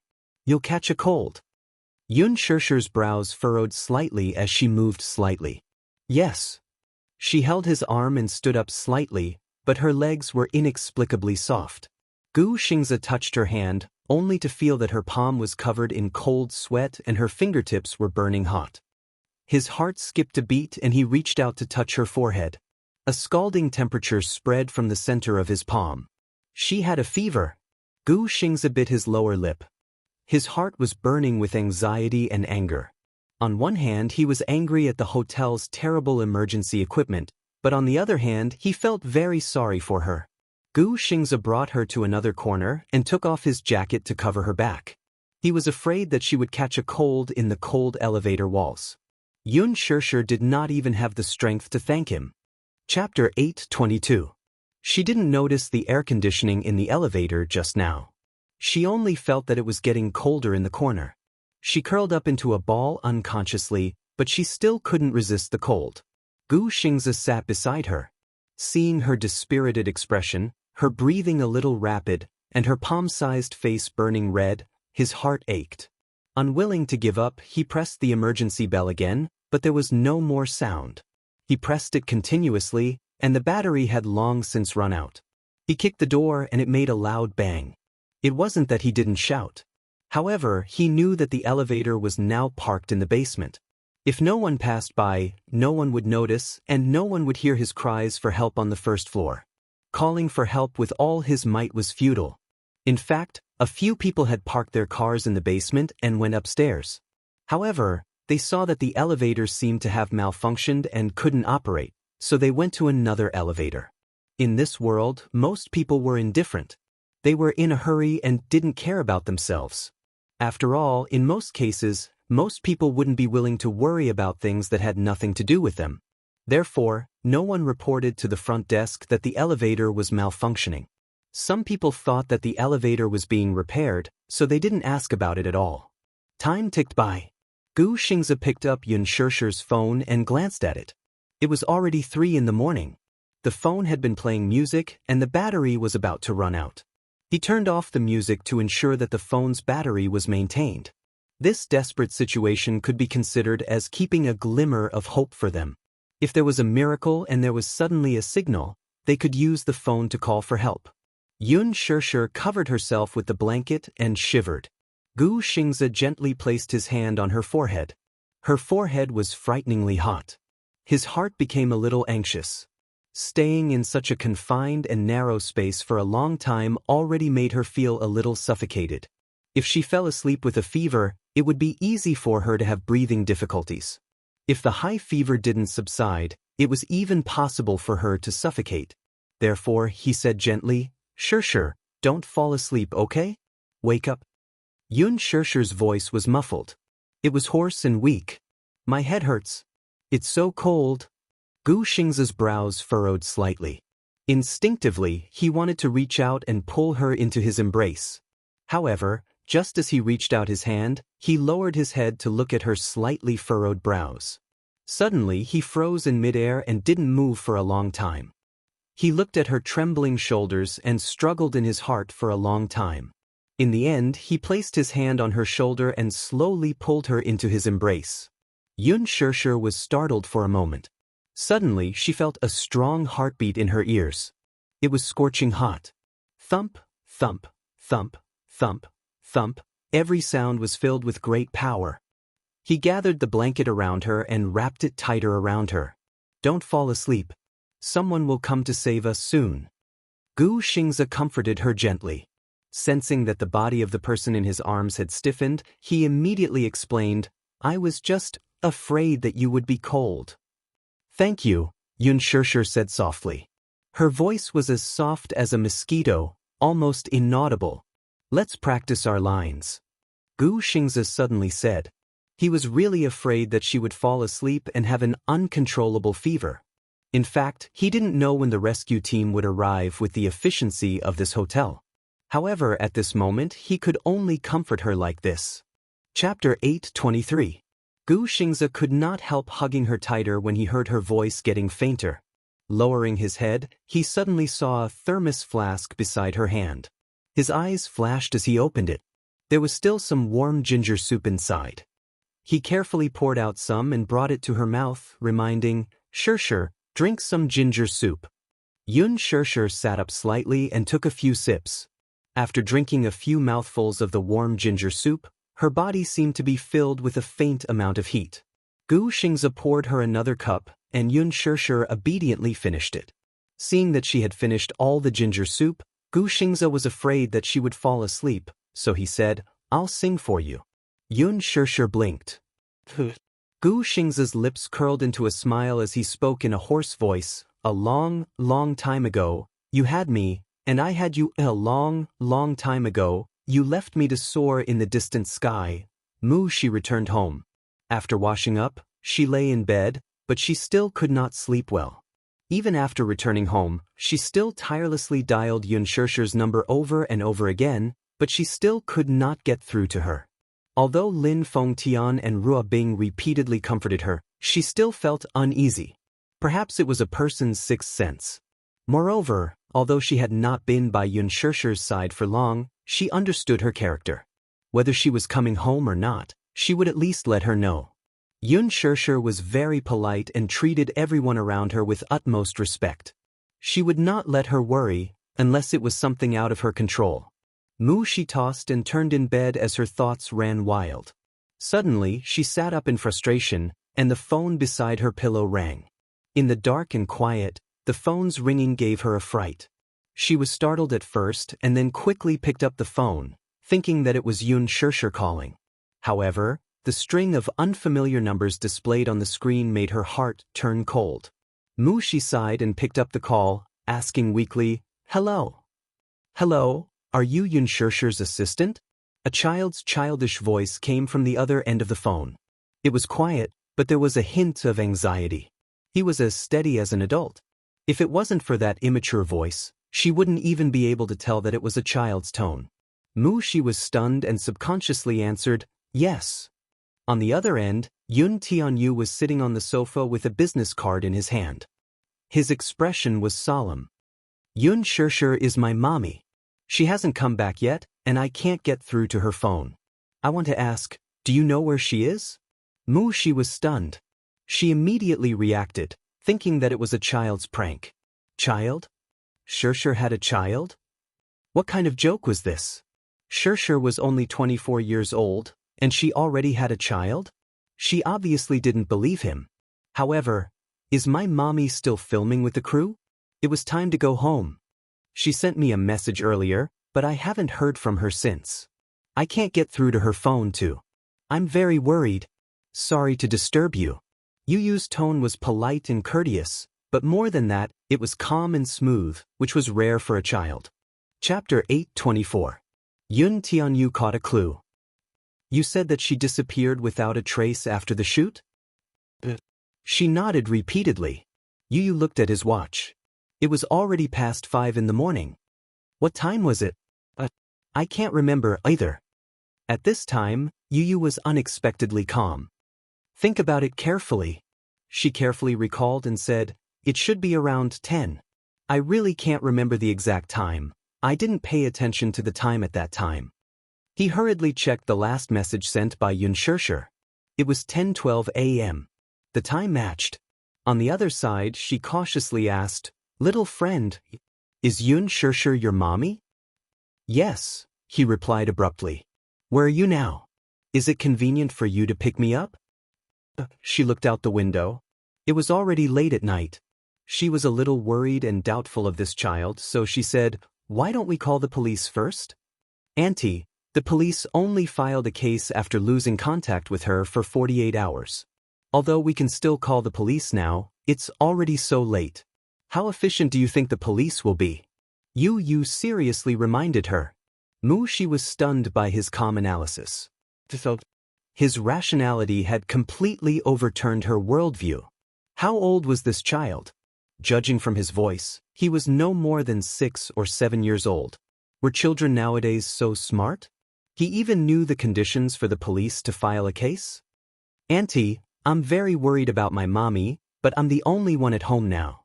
It's inconvenient for me to go out, so I can only trouble you." "Okay. Then your house is Xiangdi Walk. I'll wait for you at the entrance.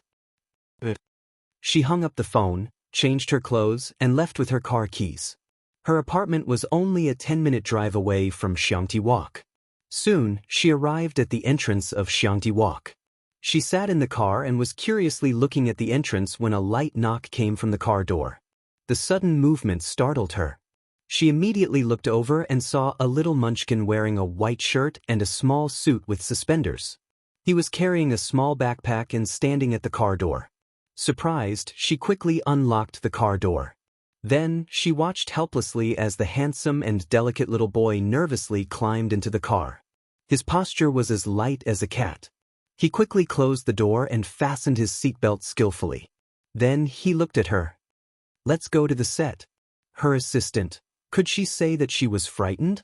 She had never seen a child who was still so calm even after his mommy was gone. She looked at him carefully. The child was only about 6 or 7 years old. He was so tender that it seemed as if milk could drip out of him. He had a handsome and pleasant little face and exquisite facial features.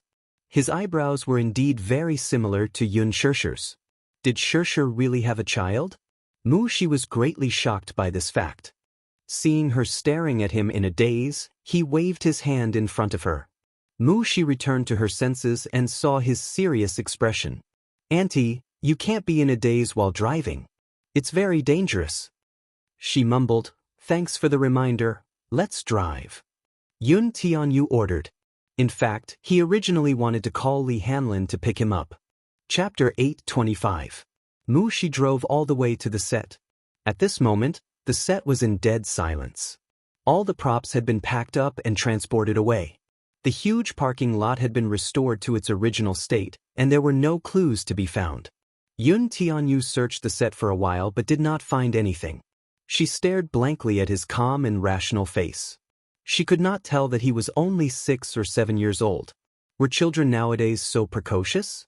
Yun Tianyu walked up to her and asked, Mommy sent me a message before I lost contact with her. It was around 10 p.m. Where did she go at that time? She was drenched, so I let her take a shower in the hotel. Hotel? He could not help feeling suspicious. She explained, our production team booked a room in the hotel next door. It's usually for artistes to rest. Shirshir's room was on the 10th floor. Yu asked, won't we know Mommy's whereabouts if we go to the hotel to check the surveillance footage? His words woke her up from her daze. She smacked her head. Alright. Why didn't I think of that before? Yu secretly gave her a look of disdain. Because she was stupid. Of course, he could only criticize her inwardly. He did not show any contempt for her IQ on his face and only asked, can you bring me to the hotel, then? She squatted down and wanted to carry him. Yun Tianyu said, I'll walk by myself. She wondered if this child had non-human genes. Usually, children would be afraid of walking at night. Did he want to be carried? He did not want to be carried. His face seemed to be full of disdain. She wanted to cry but had no tears. The two rushed to the hotel. The moment they entered, Yun Tianyu started looking around. This hotel was not ordinary rundown. This production team was really stingy. She explained that the production team was controlling the budget, so they did not stay in a high-end hotel. Yun Tianyu did not show it on his face, but he was doubtful inside. Did he not invest a sum of money? Tens of millions. Did a dog eat it? Excluding the remuneration of the stars, the cost of a youth movie was very low compared to those commercial blockbusters that required special effects. Moreover, Leji was not the only investor. Huan Yu had other investors, plus advertising placements, yet they were still staying in such a shabby hotel? Or could it be that the money he had invested had gone missing? Shi walked to the front desk and saw that the receptionist had already fallen asleep. She called out a few times, but there was no response. Yu walked over and kicked a stool. The receptionist woke up with a start. Looking around, he saw a handsome little boy standing in front of him, looking at him with disdain. Immediately, he said angrily, where did this kid come from? Auntie, are you awake? Yu said coldly, but his words were shocking. The young 29-year-old receptionist was petrified when she heard him call her auntie. She was dumbfounded by his simple and crude method.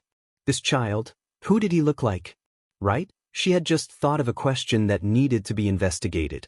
If this was really Xiaoxia's child, then who was the father of this child?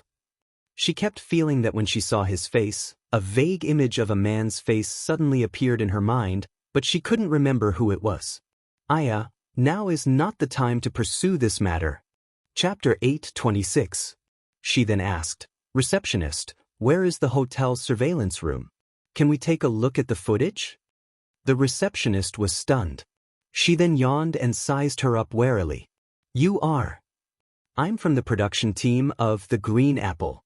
Our production team has booked 10 rooms in this hotel." The receptionist was a little stunned. "I've just been transferred here not long ago. I heard that a production team has booked this hotel, but why do you want to see the footage?" "It's an emergency, of course. An artiste from the production team went missing after entering the hotel. Her phone can't be reached, and she disappeared after entering the hotel, so we want to take a look at the footage." The receptionist rubbed her sleepy eyes and apologized. "I'm sorry. If someone from the production team goes missing, shouldn't we call the police directly?" "Call the police?" "That's right.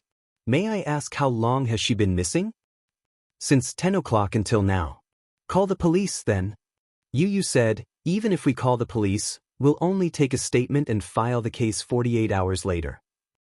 She nervously said, "Actually, given the current situation, we don't need the police to make an appearance. We just need to know where she went after entering the hotel." "It's like this," the receptionist explained seriously with a frown. "If the police don't make an appearance, we don't have the right to access the footage," the receptionist said truthfully. "Why?" "We don't have the authority," the receptionist said. "Some time ago, a client's laptop and some belongings were stolen from the hotel. He also requested for the footage to be removed. In the end, the police had to intervene to get the footage." Yu furrowed his brows. This hotel's service attitude was really worrisome. She had already gone to the side to call the police. In the end, the police replied that there were not many officers on night duty at the police station. 2 of them were taking statements and could not respond to the call in time. They also said that if the person was missing, it was recommended to call the police 12 hours later or wait until after 8 a.m. for the police to send someone to understand the situation. After hanging up the call, Yu asked about the situation, and she told him the truth. "What should we do?" she asked anxiously, subconsciously asking for his opinion. Even she did not realize that an adult like her was seriously asking a child for advice. Yu's pink lips slightly pursed. Then he thought of something and took out his phone to dial a number. The phone rang for a long time before it was picked up. He said, "Daddy, I'm at Haotai Hotel now. There's an emergency. Come over." She stared dumbfoundedly at him as he calmly hung up the phone. Her mind was in a mess. She could see the anxiety and nervousness in the child's eyes. Even though he was anxious, the calmness he showed was admirable. 10 minutes later, a sports car stopped at the entrance of the hotel. When the slender and handsome man appeared at the entrance, she was stunned. Only then did she realize why this child's appearance was so familiar. Shi's lips twitched as she sized up the father-son pair in a daze. The father of this child was actually the crown prince of the Mu clan, Yaja. She suddenly understood the killing intent and anger in his eyes when he saw Yun Shirshir being bullied and slapped by Yan Bingqing. Chapter 8:27. Shi was still in a state of confusion. Yaja walked in and saw the little lad standing at the front desk. He walked over to carry him and asked him what had happened. The receptionist stared at the handsome man in front of her with her mouth agape. Even though Yaja had rushed out in a hurry and was only wearing a casual shirt, she could still feel his innate elegance and nobility. Come to think of it, this man's identity must be either rich or noble with an extraordinary background. He was tall and had an extraordinary aura. Just by standing there, his aura permeated every inch of the room, making the large space seem extremely narrow and small. While Shi was still in a daze, Yu had already recounted what had happened to him in a very short time. Yaja's eyes turned cold. When did she disappear? Yu said, Mommy's last reply was at 10:12 p.m. When I called her at 10:30 p.m., I couldn't get through. He could not contact Yun Xiaxia, so he rummaged through the house and found Yun Xiaxia's and Qin Zhou's name cards. He first called Qin Zhou's number, but it was switched off. He then called Mu Shi's number, which led to the subsequent incident. Yu continued, Now, I mainly want to see the hotel's CCTV, but the receptionist said that only the police have the authority to access the CCTV. Mu Yaja's cold gaze landed on the receptionist. The receptionist trembled under his glare and hurriedly explained, Sir, this is the hotel's rule. I really can't make the decision. If you're not the police, you can't access the CCTV. Have you called the police? Yes, but the police said that they will only arrive in the morning. Mu Yaja narrowed his eyes and carried Yu to a corner. He made a call and gave a few brief instructions. She did not know what he said, but soon, 3 police cars arrived in a hurry. What happened next left her dumbfounded. 4 to 5 men in police uniforms alighted. It was the police chief, Chen Wei, who had hurriedly led a team here. When he walked through the door, he saw a tall man standing in the hall. He immediately bowed and walked forward with a flattering and respectful smile on his face. It was worlds apart from Mu Shi's impression of a policeman who did not like to smile. Chen Wei walked up to Mu Yaja and bowed slightly, saying in an extremely respectful tone, Hello, so Mu. Hello. I didn't know it was you, so I've neglected you. Please don't take it to heart. Mu Yaja remained expressionless and did not speak. Son. Is. Mu Yaja did not fall for his trick, though. His voice was so cold that it made one's scalp tingle. I think we can skip the pleasantries. Business is more important, isn't it? This time, it was cold, dignified, and extremely intimidating. He stood there without any expression on his face, but he still exuded an aura of authority. Mu Yaja's name was known by everyone in the capital. It was just that very few people had the honor of seeing his face in person. This was Chen Wei's first time seeing him. Previously, he had only heard of his name. Now that he saw him in person, he was greatly shocked. Tall, handsome, and dignified, just like the rumors said, he was a dragon among men. Chapter 8:28. Mu Yaja said, I want to take a look at this hotel's CCTV, but the hotel said that they don't have the authority to do so without the involvement of the police. Chen Wei nodded repeatedly. Sir, you want to take a look at the CCTV, right? Leave it to me, I'll arrange it right away. With that, he straightened his face and walked to the front desk, putting on a dignified look that a bureau chief should have. Mu Shi, who was standing at the side, could not help but feel a little depressed. It was no wonder that people were so unscrupulous when it came to power and fame. Thinking about it, she had stood before the front desk and pleaded with them in every possible way, but the receptionist had rejected her several times. She even called the police, but no one came. What about now? To put it bluntly, it was just that she did not have enough face. At this time, the receptionist had already called the lobby manager on duty and invited him over. With the bureau chief here, the rest of the matter was naturally much easier to handle. The CCTV room was on the 2nd floor, so a group of people crowded around Mu Yaja as they walked to the elevator. When they passed by the elevator, the receptionist saw that there was no response from one of the elevators and muttered, Is this elevator broken? Broken? Why is it broken? The lobby manager's face turned ugly. He immediately went forward to test it, and it was indeed broken. Get someone to fix it this morning. Yu frowned and suddenly asked, Could it be that Mommy is trapped in the elevator? Mu Shi was startled and was stunned. That seemed to be a possibility. Think about it. Mommy's phone can't be reached no matter what. Usually, there's no signal only in the elevator. Yu calmly analyzed the situation.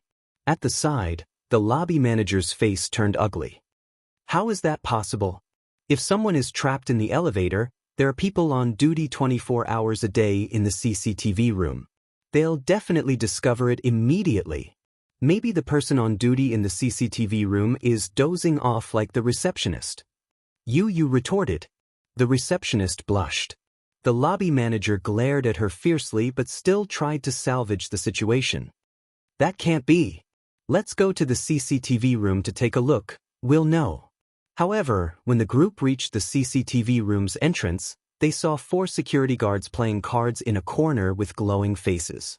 Rather than calling it a game of cards, it was more appropriate to call it gambling. The lobby manager was furious and scolded, "It's working hours now. What are you all doing?" The 4 of them were shocked. When they turned around, they saw the imposing and magnificent group. They stood up trembling with fear and awkwardly tried to smooth things over. The lobby manager still wanted to reprimand him, but Mu Yaja glanced at him. Chen Wei immediately understood and hurriedly said, "Don't waste time. Finding the person is more important." To the computer room.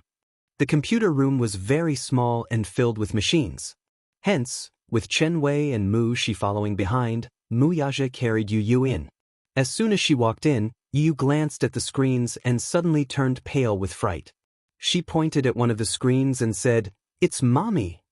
Everyone looked in the direction she was pointing and saw Gu Xingze hugging Yun Shishir in the narrow elevator on the screen. The two were curled up in a corner. Yun Shishir seemed to be in a bad state.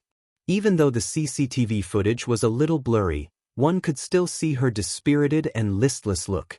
Mu Yaja's heart skipped a beat.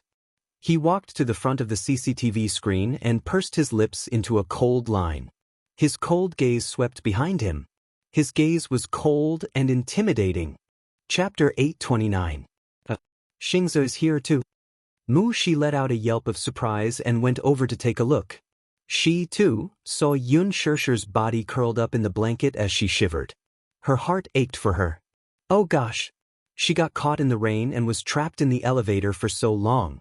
I wonder if she'll catch a cold. With that, she glared at the lobby manager angrily. Tears were about to fall from her eyes. What's wrong with your hotel? The front desk is dozing off, and there's no one watching over the surveillance room. Even the security guards are playing cards. She's been trapped in the elevator for so long and you don't even know. If anything happens to her, can you bear the responsibility? I'm sorry. The lobby manager apologized profusely, full of regret. Mu Yaja ordered, "What are you waiting for? Hurry and contact the rescue team." Sir. The lobby manager hurriedly contacted the rescue team. Yu Yu's little hand touched the screen. The love in her eyes was almost overflowing. Mommy? Mu Yaja was still angry. He stood in front of the surveillance screen and watched Gu Xingze hugging Yun Shishir tightly. His eyes suddenly narrowed dangerously. Mu Shi was good at reading people's expressions. Seeing the coldness on his face, she immediately explained, "Xingze must be afraid that Shishir will catch a cold, so he's hugging her." It's useless to say all this now. Saving people is more important. Yu calmly said from the side. Mu Shi was secretly surprised and could not help but be impressed by this child's maturity and composure. By the time the rescue team and the fire department arrived, it was already dawn. The ambulance also hurried over. However, it was unknown who leaked the news, but the media caught wind of it. When they heard that Gu Xingze and Yun Shishir were trapped in the elevator, they all squatted at the hotel's entrance to create headlines. Chen Wei immediately called for the police to prevent these reporters from interfering with the rescue. The maintenance staff of the elevator began to investigate the location of the elevator. The conclusion was that the elevator did not stop at the flat floor, but at the bottom. Mu Yaja and the rest stayed in the surveillance room to check on the people's condition while the rescue team went to basement 3. When the elevator door opened, Mu Shi hurriedly called out, "Xingze, Shishir, are you guys there?" Inside the elevator, Gu Xingze heard Mu Shi's call and immediately responded, "Here." Yun Shishir, on the other hand, had a high fever and was unconscious. She did not have any reaction. "We're already thinking of a way to get you out. Xingze, Shishir, how are you?" Gu Xingze quickly replied, "I'm fine, but Shishir has a high fever." "Hurry!" Mu Shi was stunned and immediately pleaded, "Please, quickly save him." All right. Miss, please calm down first. We'll get the equipment immediately." As the elevator stopped at the bottom, they first had to manually turn it to a position roughly parallel to the floor before they could save the people. Mu Shi immediately said, "Xingze, Shishir, be careful. We'll be able to get you out soon." Gu Xingze immediately patted Yun Shishir's cheek gently and said, "Shishir, wake up. Wake up, we'll be able to get out soon." Then, Gu Xingze could not help but hug her tighter. He gently planted an encouraging kiss on her forehead, raised his face, closed his eyes, and took a deep breath. Chapter 830.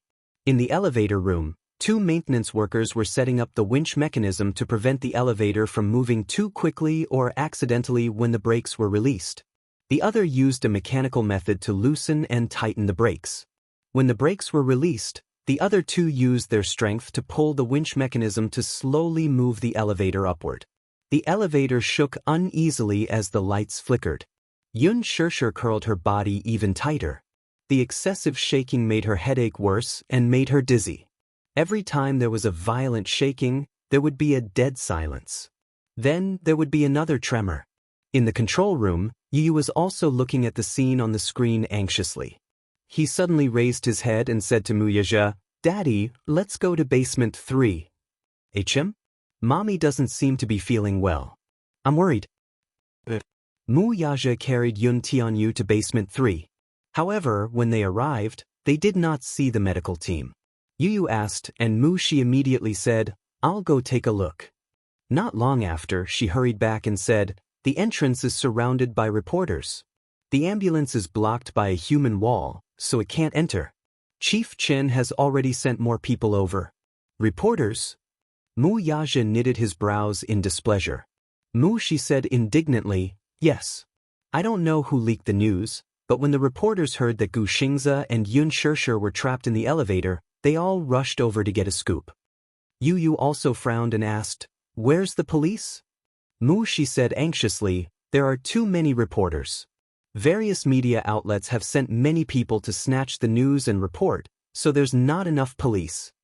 On the other end, the elevator maintenance workers' walkie-talkie reminded them, "Soon, soon, soon. Be careful." A group of people gathered around the elevator. Then they heard a quang, and the elevator made a deep sound. The walkie-talkie said, "It's in place." When the rescue team opened the elevator door, they saw Gu Xingze hugging Yun Shishir in the corner of the elevator. When he heard the commotion, he looked up and bumped into Wuxia. He was slightly stunned, but in the time he was in a daze, Wuxia had already strode into the elevator, picked up Yun Shishir from his arms, and left without looking back. Yu followed closely beside him and couldn't help but stand on her tiptoes to check on Yun Shishir's condition. Her small hand gently held her mother's hand, and her delicate eyebrows suddenly furrowed. "Mommy has a high fever." Wuxia lowered his head and pressed his forehead against hers. Feeling the heat from her forehead, a trace of uneasiness appeared on his face. She glanced at Yun Shishir and then at Gu Xingze. She hurried in to help him up. Gu Xingze slightly dodged her attack. She froze in midair. She suddenly remembered that Xingze seemed to have a serious obsession with cleanliness and did not like excessive contact with others. At the thought of this, she looked slightly embarrassed and smiled with concern. "Xingze, are you all right?" Gu Xingze slowly stood up, but he had been squatting for too long. When he stood up, his body swayed slightly and he felt a little dizzy. He wanted to chase after Yun Shishir to check on her condition, but Wuxia had already carried Yun Shishir away in a hurry. When he appeared at the door with Yun Shishir in his arms, it caused a huge commotion. Chapter 831. "Oh my God! Isn't that the CEO of Mu Group, Wuxia? What is he doing here? He's hugging Yun Shishir? And they look so intimate." This scene could not help but make people's imaginations run wild. The reporters discussed animatedly.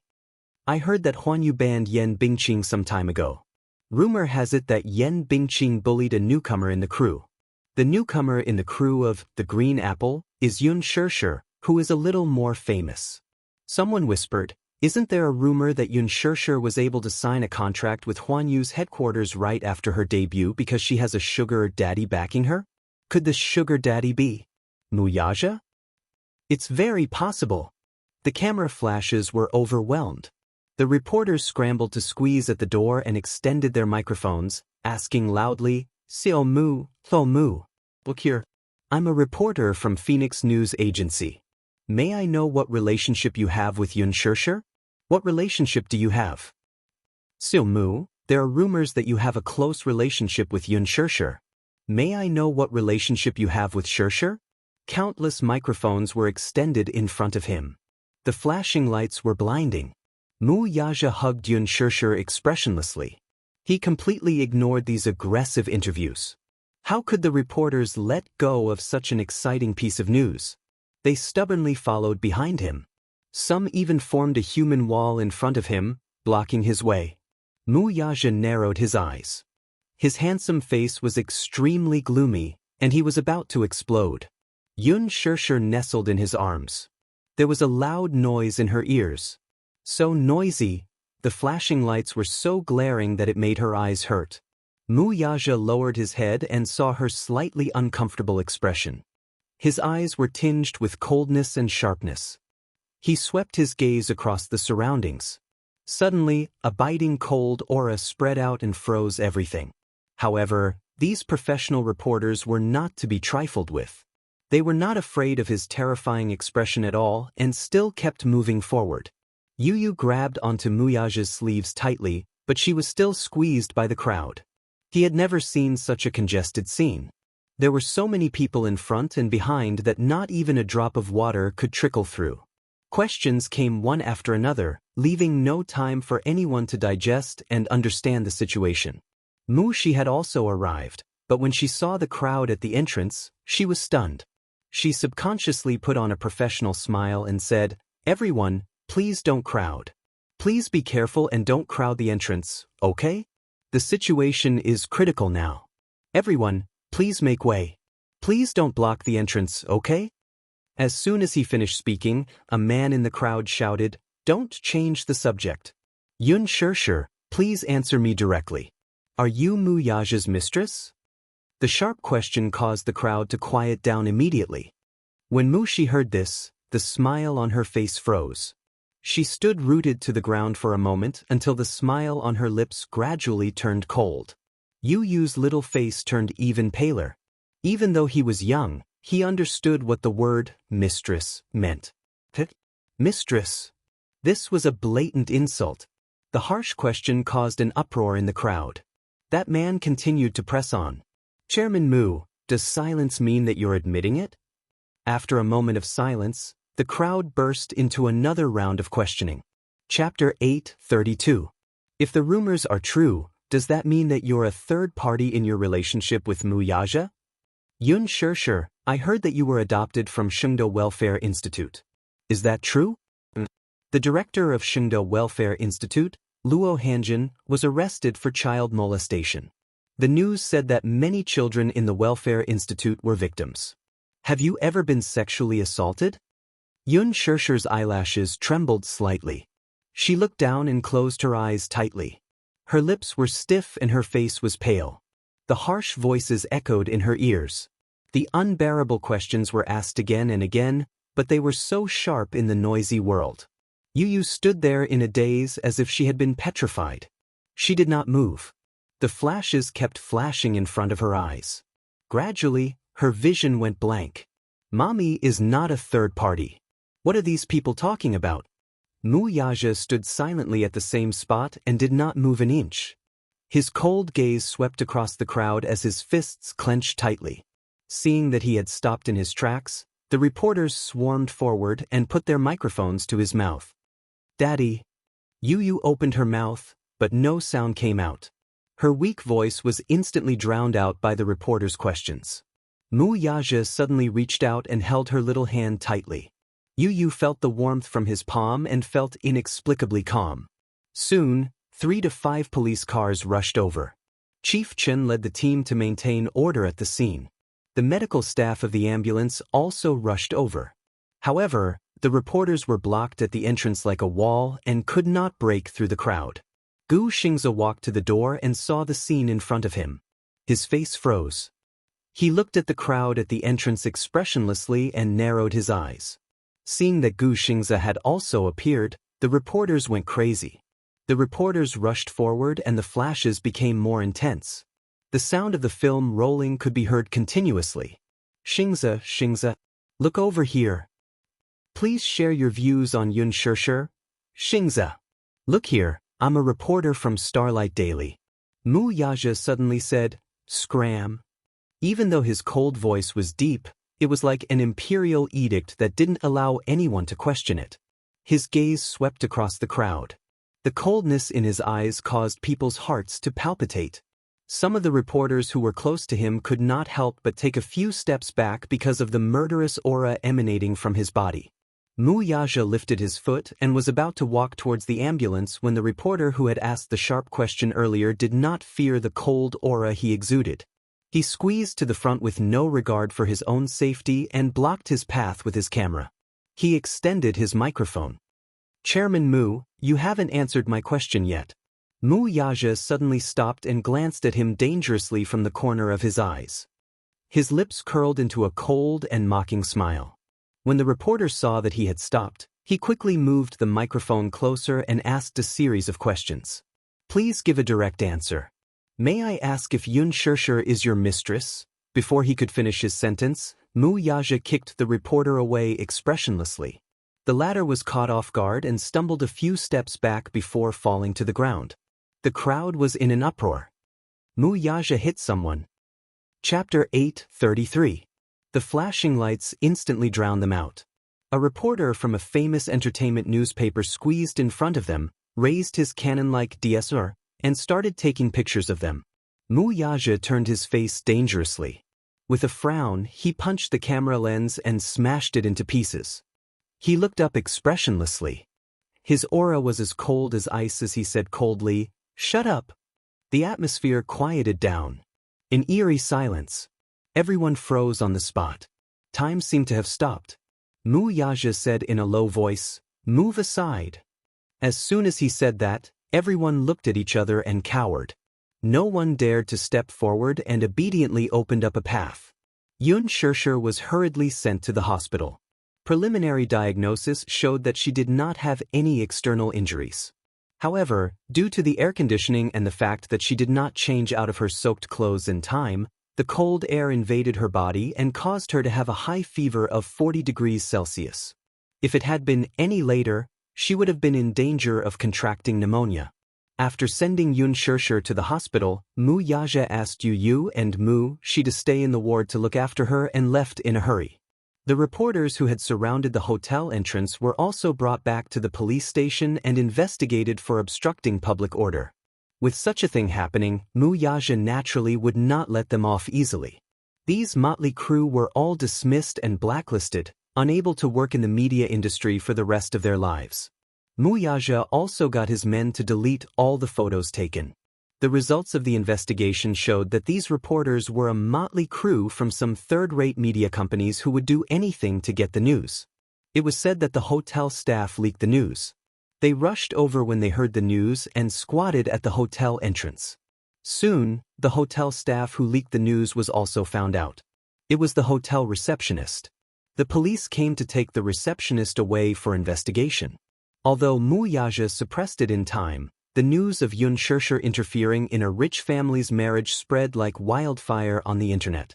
The Water Army started spreading rumors on Weibo. The mysterious financier behind Xianxia lifts his veil. It's Mu Yaja, the CEO of Dishing Financial Group. Explosion. The crown prince of the Mu Group is angry because of a woman. Xianxia interferes with the marriage of a rich family. Is the rising star of the film industry the third wheel?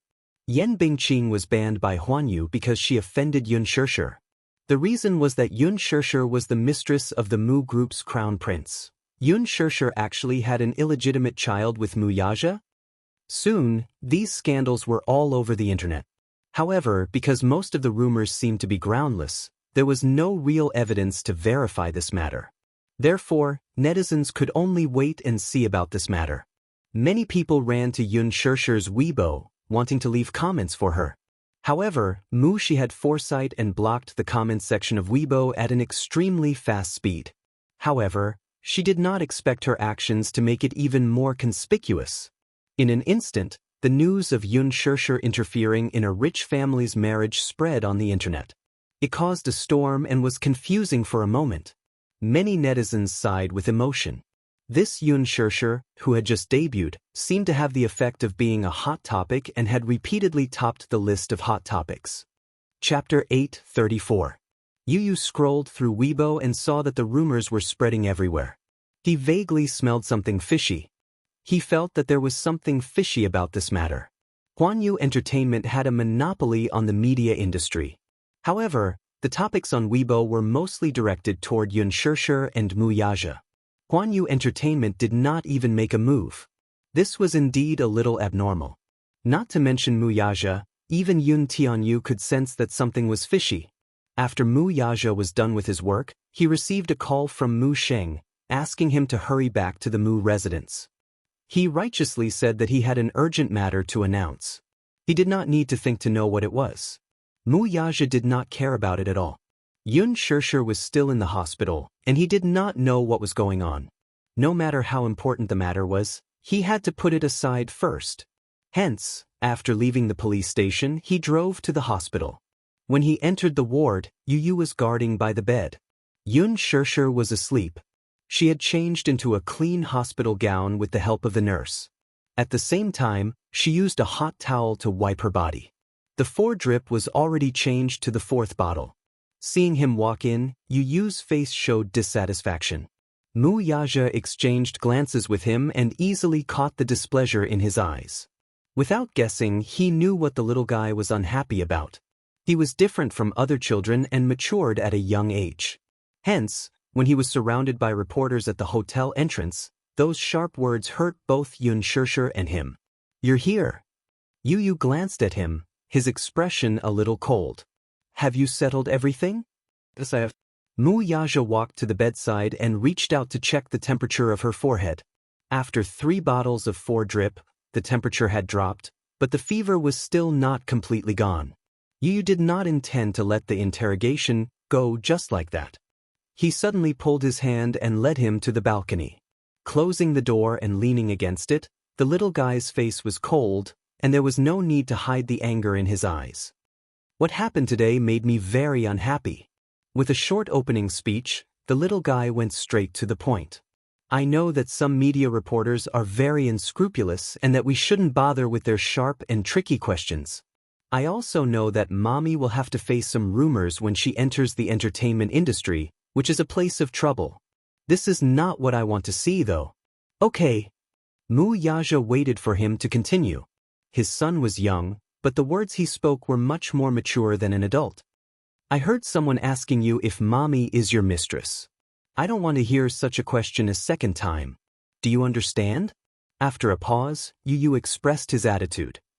"If there's a next time, even if you don't do anything, I won't let it go." "What will you do?" "You don't have to ask me what I will do. I won't interfere with you, and you don't have to ask me about my decision. I only want to tell you that I will only do what I think is right." His young voice revealed his determination. In his heart, he was thinking that if there were such unbearable rumors in the future, he might take action and get rid of Mu Wanru. Chapter 835. Making a person disappear from this world without leaving a trace was not a difficult task for him. Mu Yaja saw some clues in his son's eyes. It seemed that his son had some tricks up his sleeve. However, as a father, he naturally didn't want his son's hands to be stained with those unclean things. So, he said, "Give me a month." "A month?" Yu was obviously unhappy with the number. He shook his finger and said, "I'll only give you half a month." Mu Yaja thought for a moment and said, "Okay." Yu said, "Daddy, don't let me down. After all, you're my daddy. You're an excellent man. Don't let my mommy get hurt again." Mu Yaja reached out and rubbed his son's hair. Then, he heard the little boy say seriously, "I know why you haven't done anything yet." "What do you mean?" "You've seen through Mu Wanru's identity long ago. I know why you haven't done anything about it yet." Mu Yaja was surprised. He squatted down and looked into his son's eyes. "Tell me, what's the reason?" "You're waiting for the right time." Yu pointed out briefly, "Mu Wanru is so weak that she can't even withstand a single blow. She must have some power behind her since she could stay in the Mu family for so long. You haven't done anything yet because you want to lure the snake out of its hole. Isn't that right?" Mu Yaja's face froze. He said, "The Mu family is a big family. Many people in the family are eyeing the position of the successor. Naturally, you have to clean up those who want to seize power to stabilize the family's morale." He changed the topic, "But how do you know?" "I'm not telling you. You kept him in suspense." He looked at the sky and said, "I'll only tell you that I've planted spies in the Mu family." Mu Yaja narrowed his eyes slightly. "Spies? How long ago?"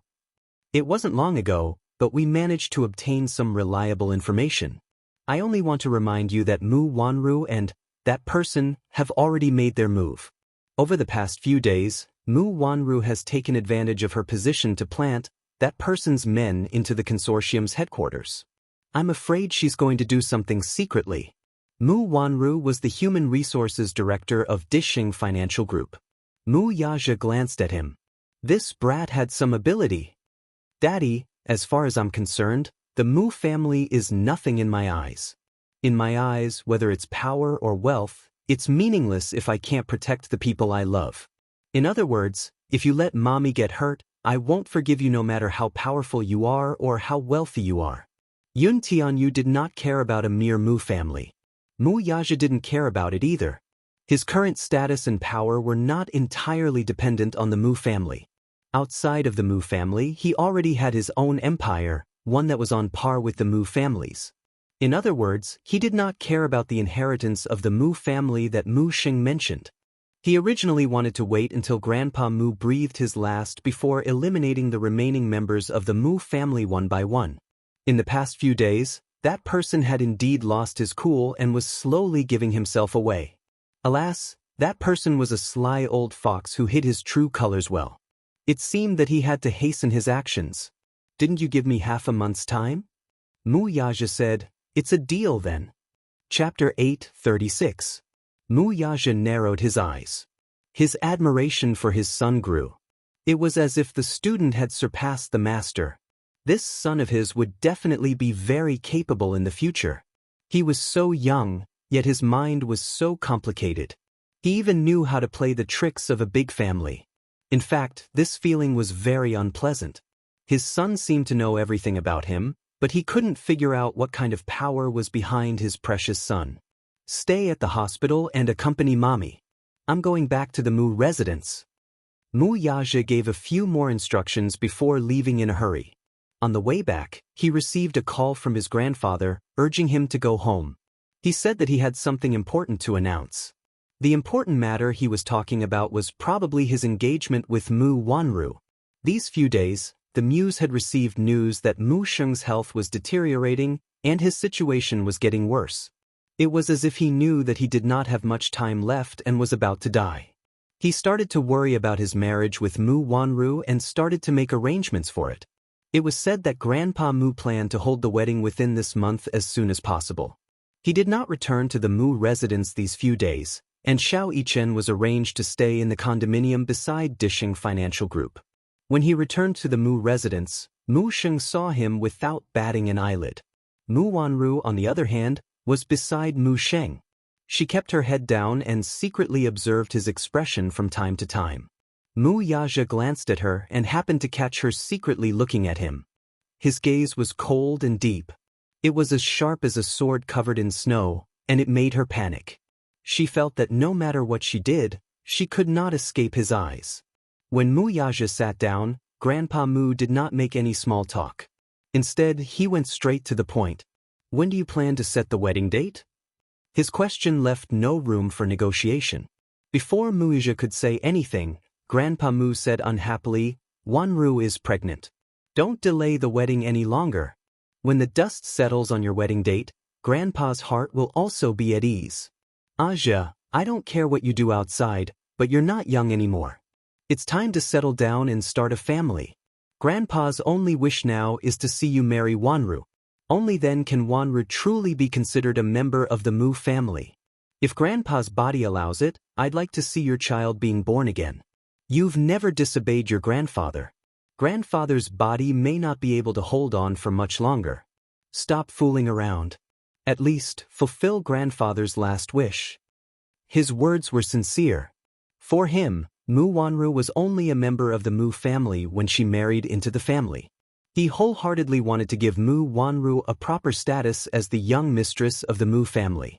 Mu Yaja looked up, his expression as cold as ice. Seeing his cold expression, Mu Sheng suddenly added, "If you really like that woman, it's not impossible.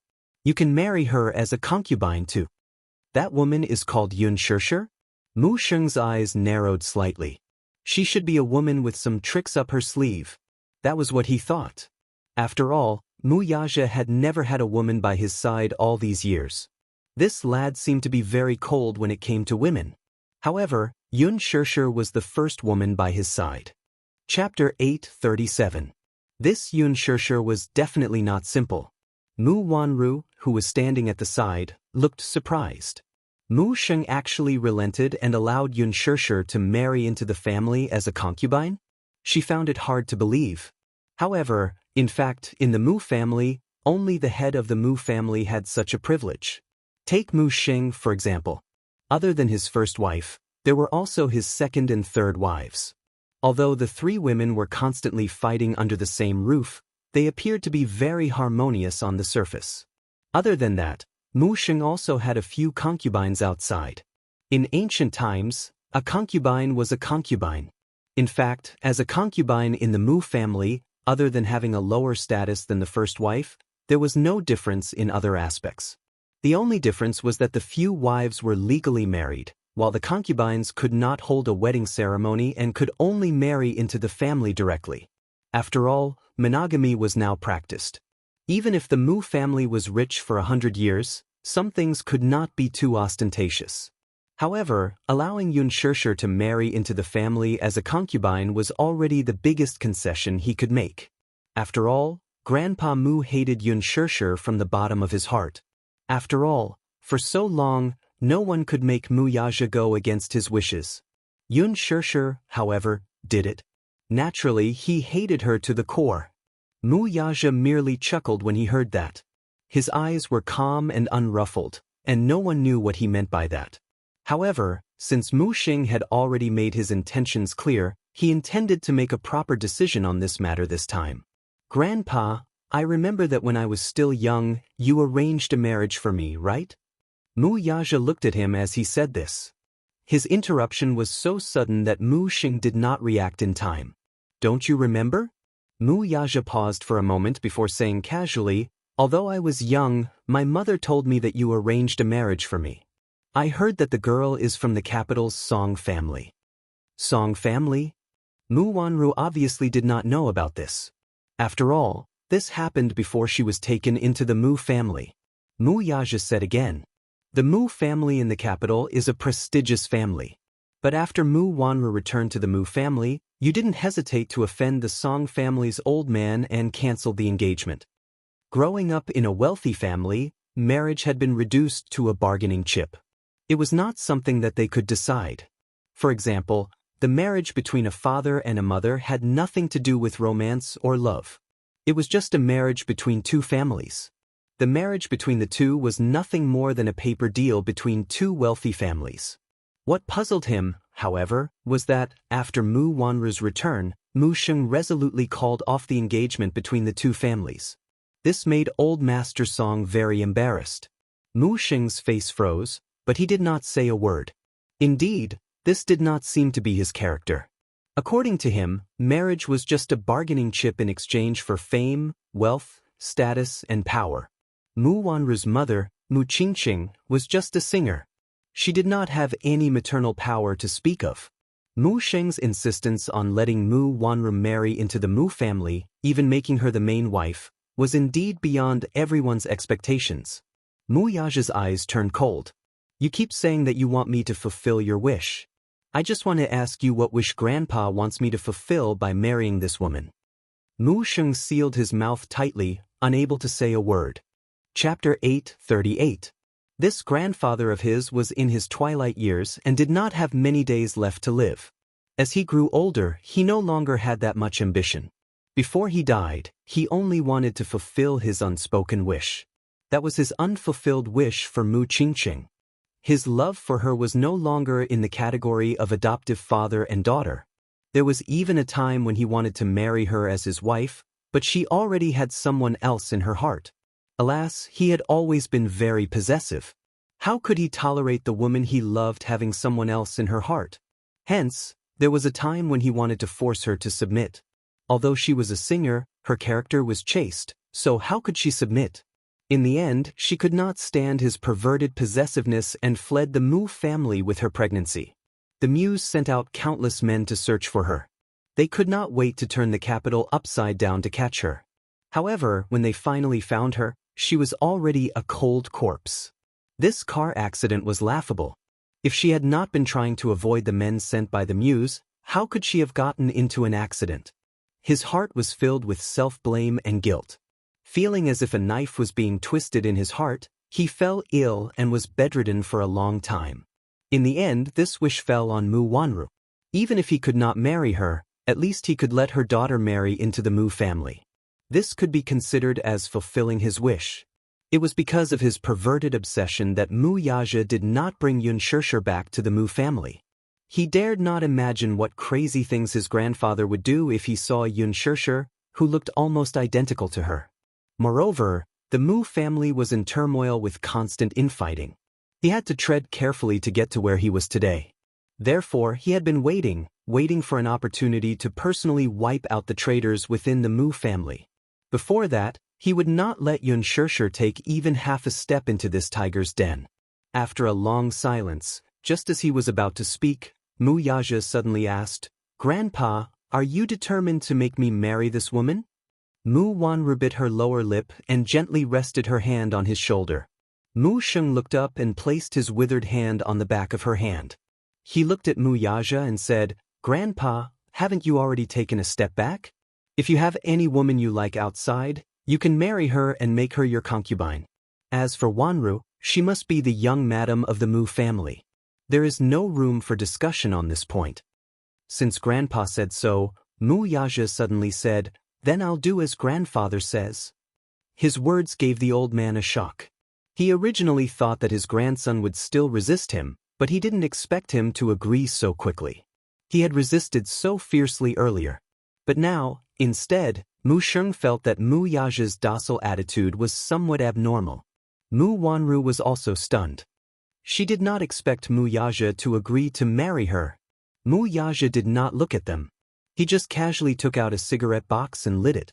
"Since it's Grandpa's wish, I won't fight for it anymore. Besides, you're already old. My only wish is for my marriage to be settled according to your wishes. Since Grandpa likes her, I'll marry her." Mu Sheng and Mu Wanru were completely dumbfounded.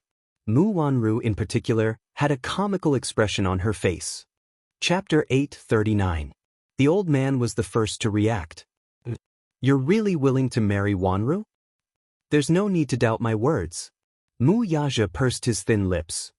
"Grandpa, you know that I'll do what I say." He was a man of his word.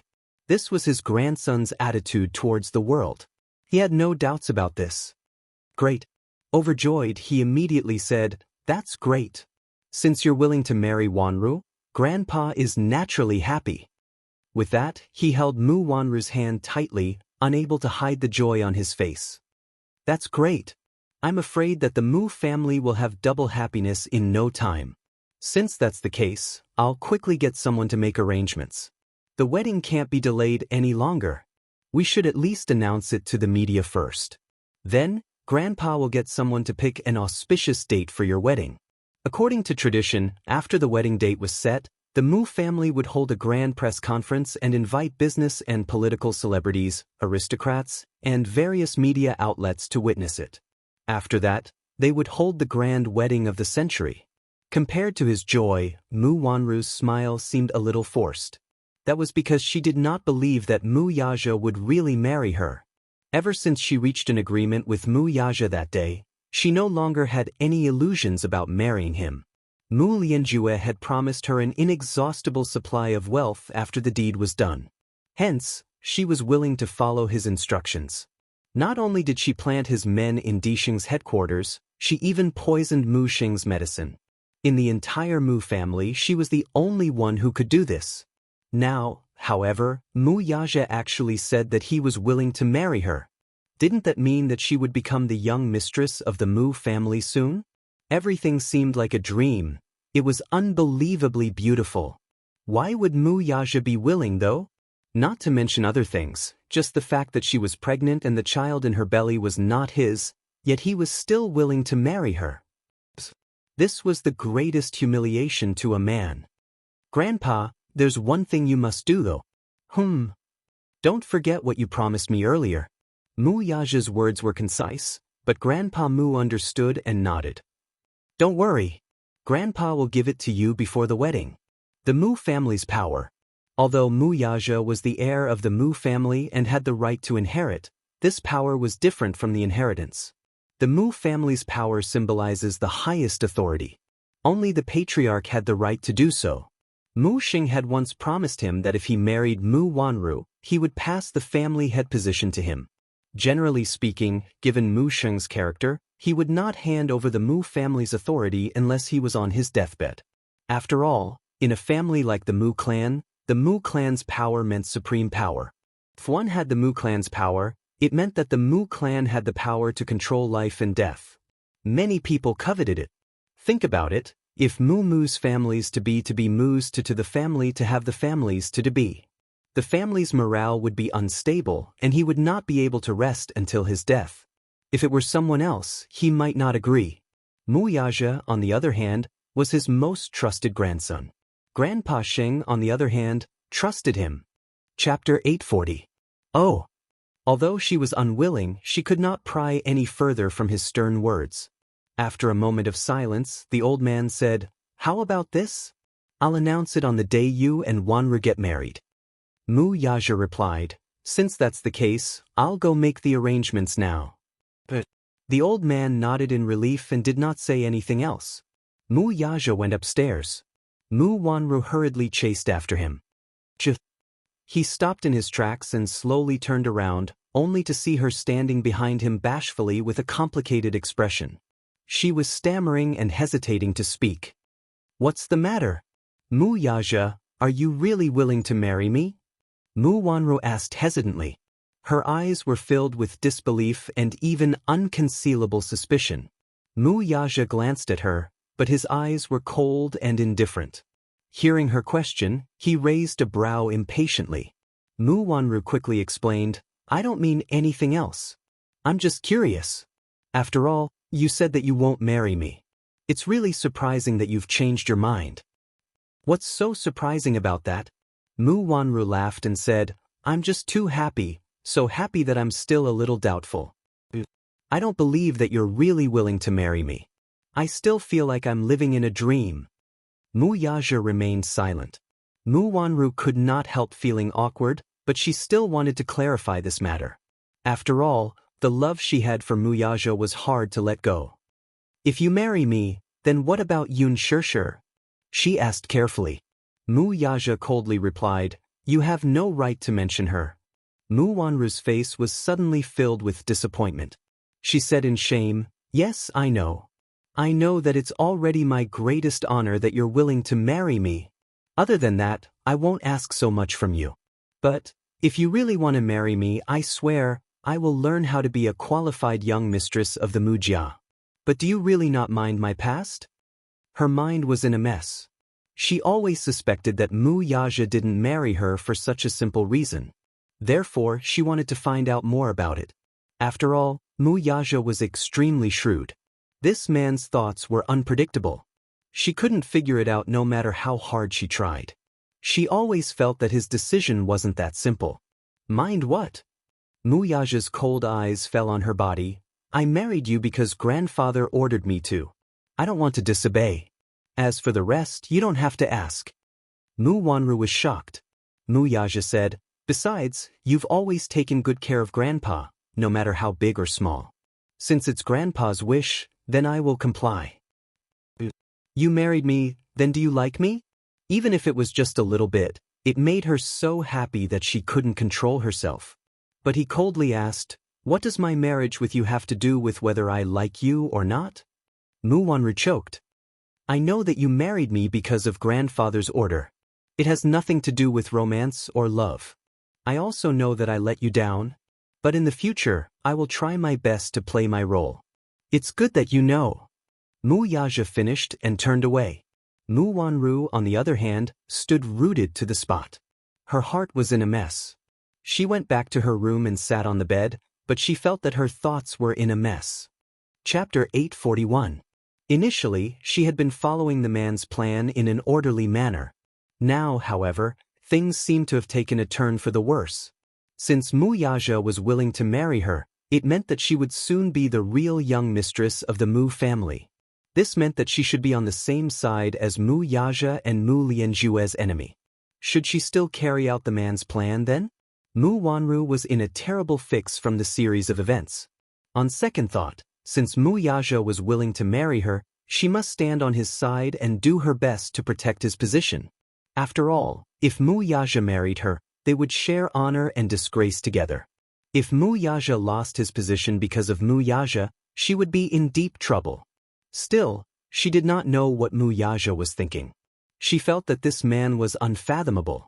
Hence, Mu Wanru was a little hesitant. Alas, the Muse were busy preparing for the wedding these few days. On this day, Aaron suddenly found her. The two of them agreed to meet in a secret place. When he saw her, the first thing he said was, "Come with me. Let's go far away from this troublesome place. Aaron, don't look for me anymore. In the future, we'll return to how we were before. I'm Mu Yaja's fiancé, and you're his assistant." Mu Wanru said coldly. "Fiancé?" He burst into laughter. "Wanru, what are you talking about? Are you talking in your sleep? Fiancé?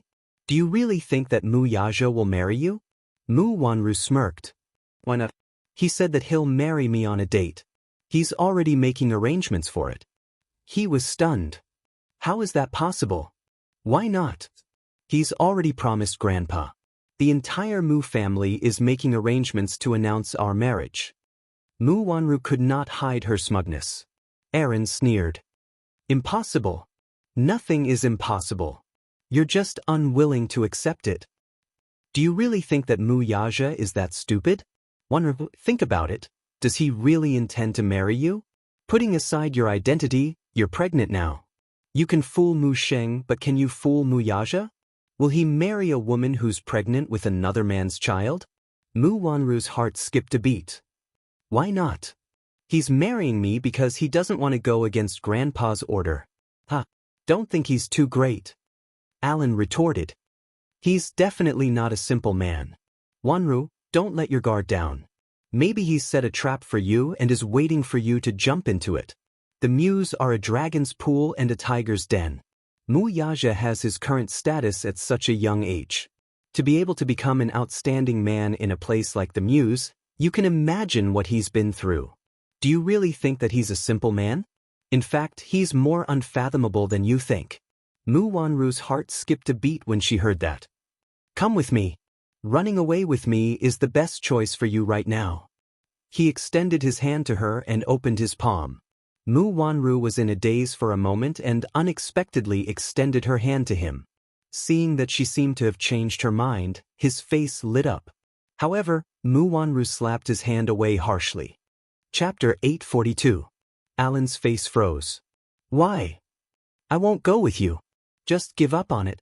Mu Wanru said, "I believe in Mu Yaja because he does what he says. Since he said that he will marry me, then he will definitely marry me."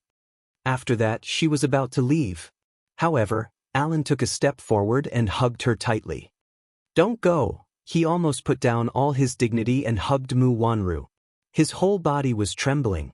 "Wanru, I really love you. Although I can't give you wealth, I will work hard and use my hands to create a stable life for you. Wanru, I really love you. My heart has never changed. For you, I entered the Mu group.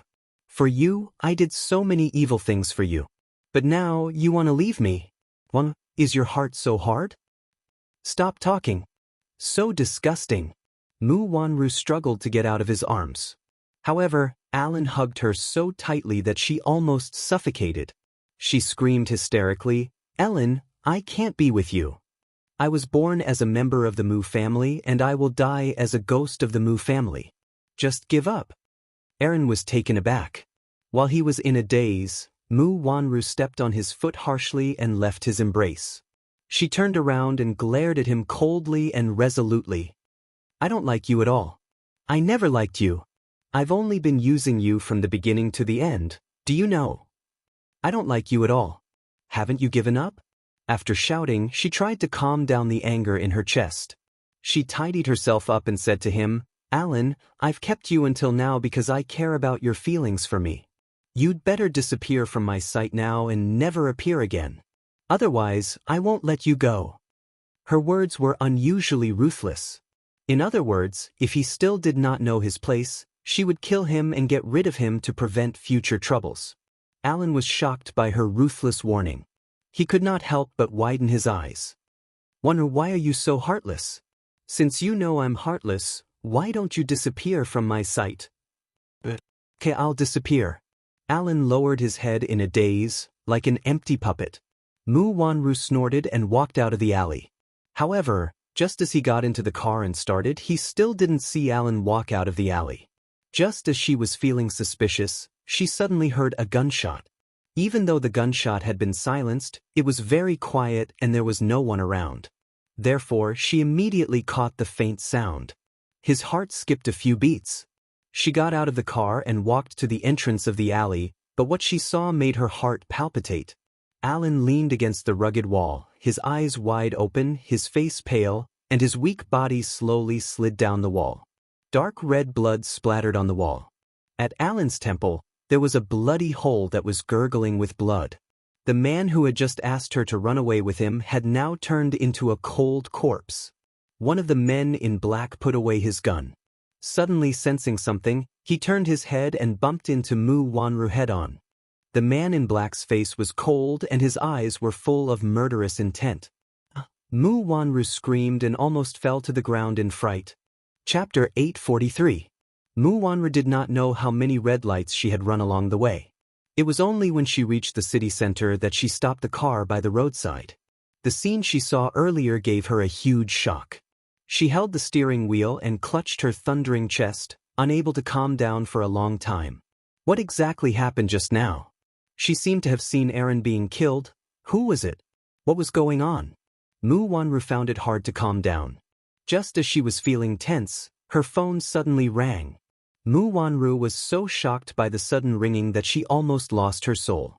After forcing herself to calm down quickly, she picked up the phone with trembling hands. It was an unknown number on the screen. Having just received a huge shock, she could not help feeling jittery. It was only after a long while that she picked up the call. Hello. It's me. Mu Lianjue's gloomy voice came through. Mu Wanru inexplicably calmed down upon hearing his voice. Fourth uncle, it's you, Mu Wanru, you're really hopelessly stupid. He suddenly cursed. That Aaron knows everything about you. He can't be left alive, yet you still let him live. At the mention of Aaron, Mu Wanru was taken aback. She carefully probed, did you send someone to kill Aaron just now? It's me. Do you think that I'm as stupid as you? How could I leave such a big scourge alive? He paused. Not only does he know everything about you, but he's also not smart. If he lets the cat out of the bag and gets caught by Mu Yaja, you'll be finished. Mu Wanru was still of great use to him now, so he must protect this chess piece of Mu Wanru. Mu Wanru, on the other hand, was stunned. It was really him who killed him. She tried hard to maintain a calm expression, but she was shocked once again by his ruthlessness. Suddenly realizing something, she questioned in astonishment, Fourth uncle, are you following me? She had purposely chosen a secluded place for her meeting with Aaron, where there was hardly anyone within a few miles. Unless he had sent someone to follow her deliberately, he would not. It was terrifying to think about it. This man was indeed a sly old fox. Him following her clearly showed that he did not trust her. I'm following you. He did not deny it. That's because I'm worried. If anything happens to you, it'll hinder me. Mu Wanru, I'm warning you. If you hinder me in the slightest, I'll get rid of you. Do you understand? Mu Wanru's lips trembled in shock. In the rearview mirror, her face was frighteningly pale. When she thought of Alan's miserable death, she felt an inexplicable sadness and pain in her heart. In fact, she still had some conscience at least.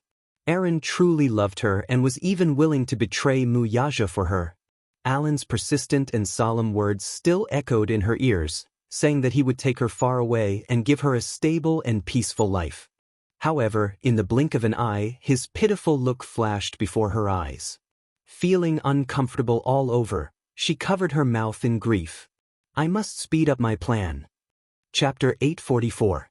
When this old thing hands over the Mu family's power, you'll still act according to my plan. Do you understand? His tone was firm and did not give her any room to resist. Mu Wanru only replied, I understand. Recalling something, she cautiously asked, Fourth uncle, you promised me that you'll get rid of Yun Shirshir and Yun Tianyu. You don't have to ask about this matter. Even if you don't ask, I'll get rid of them. Mu Wanru's heart finally settled at his words. Mu Lianjue gave a few more instructions before hanging up the call. Mu Wanru stared ahead in a daze. Her hand loosened and the phone slipped onto the seat. Now, she suddenly felt a little paranoid. The man's words just now made her hair stand on end. She felt that every passerby in this huge downtown area was someone he had sent to tail her. Mu Wanru gritted her teeth, held the steering wheel, stepped on the accelerator, and sped away. After 2 days of being on the drip, Yun Shirshir's fever was almost gone. When she woke up in the morning, she had already prepared porridge and sent it over. Yi was by her bedside. He had been accompanying her in the hospital for the past 2 days. Seeing that she had woken up, he hurried over and placed his small hand on her forehead. When her fever finally subsided, a gratified smile appeared on his face. Mommy, your fever is finally gone. Yun Shirshir's lips were dry. She opened her mouth, but a hoarse voice came out. Yu hurriedly passed her a glass of water and raised the bed so that she could lean against it and sit up.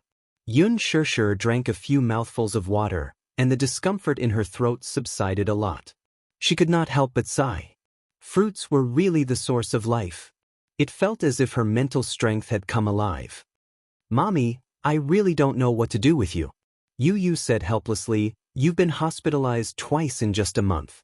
Are you having bad luck this year? Yun Shirshir felt wronged and said, yeah. I'm so unlucky to have encountered an elevator malfunction. How unlucky? Yu pouted helplessly. Taking the porridge she had cooked for him, he sat by the bed and fed her spoonful by spoonful. Yun Shirshir had a lot of feelings in her heart. On the first night in the hospital, although she was unconscious, she could still feel that Yu had gotten up in the middle of the night to cover her with a blanket. It was better to sweat more when one had a fever. And when she felt hot, sometimes she couldn't take it anymore, so she kicked off the quilt. Yu patiently got up and covered her up again for the next 2 days. Even she sighed. It was a great blessing to have such a filial son. Yun Shirshir was well aware of this. Hence, when she looked at Yu, the guilt in her heart almost overwhelmed her. Seeing the unconcealable guilt on her face, Yu pretended to be relaxed and said, Mommy, what's with that look? Yu, it must be hard for you to take care of Mommy like this. Of course. Mommy always kicks off the quilt at night. This is a terrible habit. You're sick now, yet you don't know your place. You must not have slept well these 2 days, right? Yun Shirshir was about to cry from self-reproach. How could she be so lousy? How could she let her son worry about her all the time? This feeling was terrible. I didn't sleep well. Well, that's why I'm a little sleepy now, Yu said as he rubbed his eyes. He indeed did not sleep well these few nights. Chapter 845. If you're tired, let's sleep for a while more, okay? Yu wants to sleep with Mommy. Yun Shirshir immediately carried him to the bed, covered him with the blanket, and hugged him. Yu nestled in her arms. When his little hand touched her skin, it was wet and sticky. He couldn't help but frown in disgust. Mommy, you're sweating so much. Stinks. Yun Shirshir pretended to be wronged and said, Baby, you actually think Mommy stinks? Why would you dislike stinky Mommy? As he spoke, he yawned. Little Munchkin couldn't take it anymore. He didn't tell Yun Shirshir that he hadn't slept properly for 2 days and 2 nights. Other than worrying about her, he was afraid that she would kick the blanket and catch a cold. Of course, this was only part of the reason. The main reason was that he was thinking about something. As for what it was, he naturally wouldn't mention it to Xianxia. Hence, he didn't sleep well. Hence, when his head hit the pillow, he fell asleep very quickly and let out a sweet snoring sound. In the past, he would always sleep quietly. Even his breathing was so soft that it was almost inaudible. However, at this moment, perhaps he was really tired. Even his breathing was a little heavy when he slept. Xianxia's heart ached as she hugged him tighter. She also fell asleep peacefully with him in her arms. The two of them didn't wake up until nighttime. Hence, when Mu Yaja carried Xiao Yichen into the ward, he frowned slightly when he saw Xianxia and Yu sleeping in each other's arms. It was almost nighttime. Why weren't they awake yet? The ward wasn't air-conditioned, and there was no fan. Only a small window was open for ventilation. Although the summer was over, the weather was still hot. There was no air conditioning in the ward, and they were still wrapped in blankets. Hence, when Mu Yaja walked to the bedside, he saw that Xianxia's forehead was covered in sweat. It was obvious that he had perspired a lot. Yu was no exception. He was drenched in sweat, but even though it was so hot, the two of them were still in a deep sleep. Even when Xiao Yichen accidentally bumped into the bedpost and made quite a bit of noise, they did not wake up. He hadn't come over for the past few days. Now that the heavy work on his hands had temporarily come to an end, he pushed everything aside. Little Yichen was also clamoring for his mommy, so he brought him along. Mu Yaja walked to the bedside and sat down. He reached out his hand and touched her forehead. She had sweated so much and had been on the drip for the past 2 days. Naturally, her fever had subsided.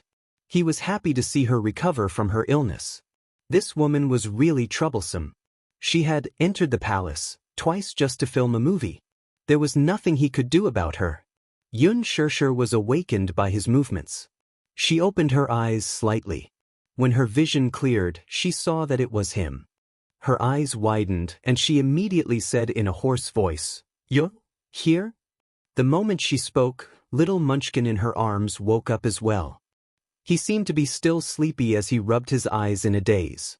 His sleepy eyes widened slightly. When he saw that it was Mu Yaja, he was stunned for a moment before calling out softly, "Daddy." Mu Yaja pulled him into his arms and gently stroked his messy hair. "You've been accompanying me in the hospital for the past few days. Did you not sleep well?" Yu nodded and yawned loudly. "I'm awake," he said in a childish voice. From afternoon to night, he had slept for a total of 7 hours. It was time to wake up. Chapter 846. He wondered if he would be able to sleep at night if he slept like this. Yu saw the smile on his father's face and seemed to be infected by his smile. He couldn't help but smile as well. For the father and son pair who had always been at each other's throats, this was probably the warmest and most harmonious scene in history. Yu seemed to have accepted him from the bottom of his heart and no longer resisted his touch. He even called him Daddy willingly. In the past, if it weren't for Mu Yaja's threats, he wouldn't have called him Daddy. Yu, can you do your brother a favor?" Xiao Yichen suddenly came over shamelessly with a fawning smile on his face.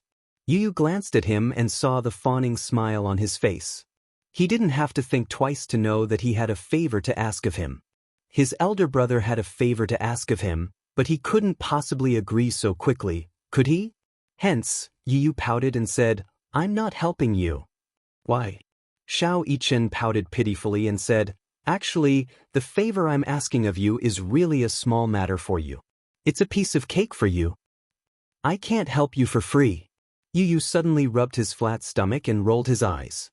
He smiled mischievously and said, "How about this? You treat me to a big meal and I'll help you." "A big meal? Wasn't that a small matter?" Xiao Yichen agreed immediately. "But it's a deal then. Okay, tell me, what do you need help with?" Hee. Xiao Yichen smiled and passed the arithmetic book in his hand to him. "There are a few questions that I need your help with." Xianxia was so amused that she laughed out loud.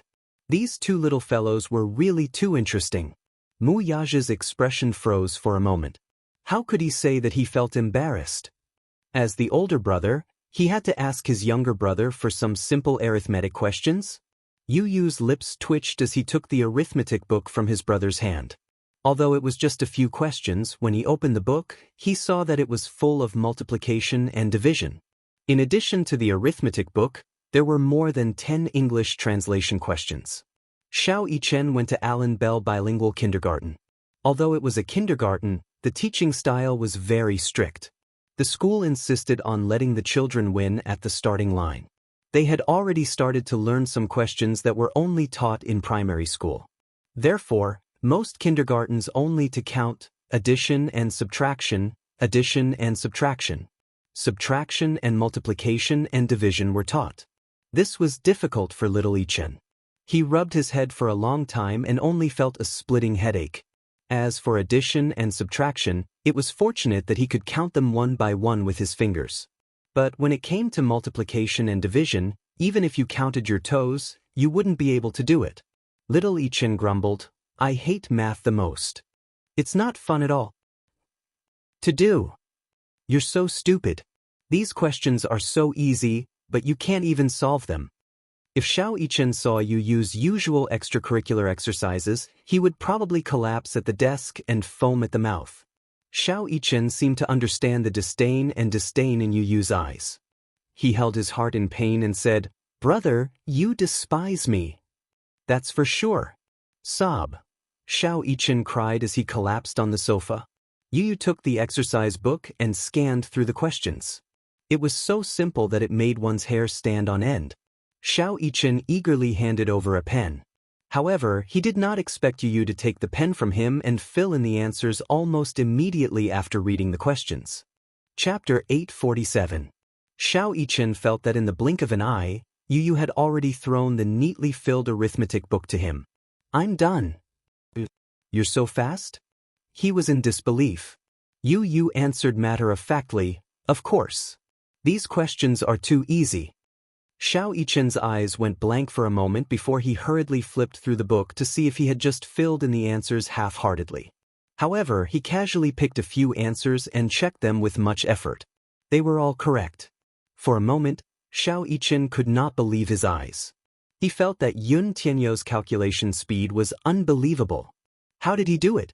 How did he finish it so quickly? Xiao Yichen passed the English book to him. There were only a few translation questions left. Yu Yu gave him a look of disdain before he swept through the questions like a whirlwind. Xiao Yichen's mouth was so wide open that 2 eggs could be stuffed in it. Yu Yu reached out to lift his chin and manually closed his mouth. "I'm done. That's amazing!"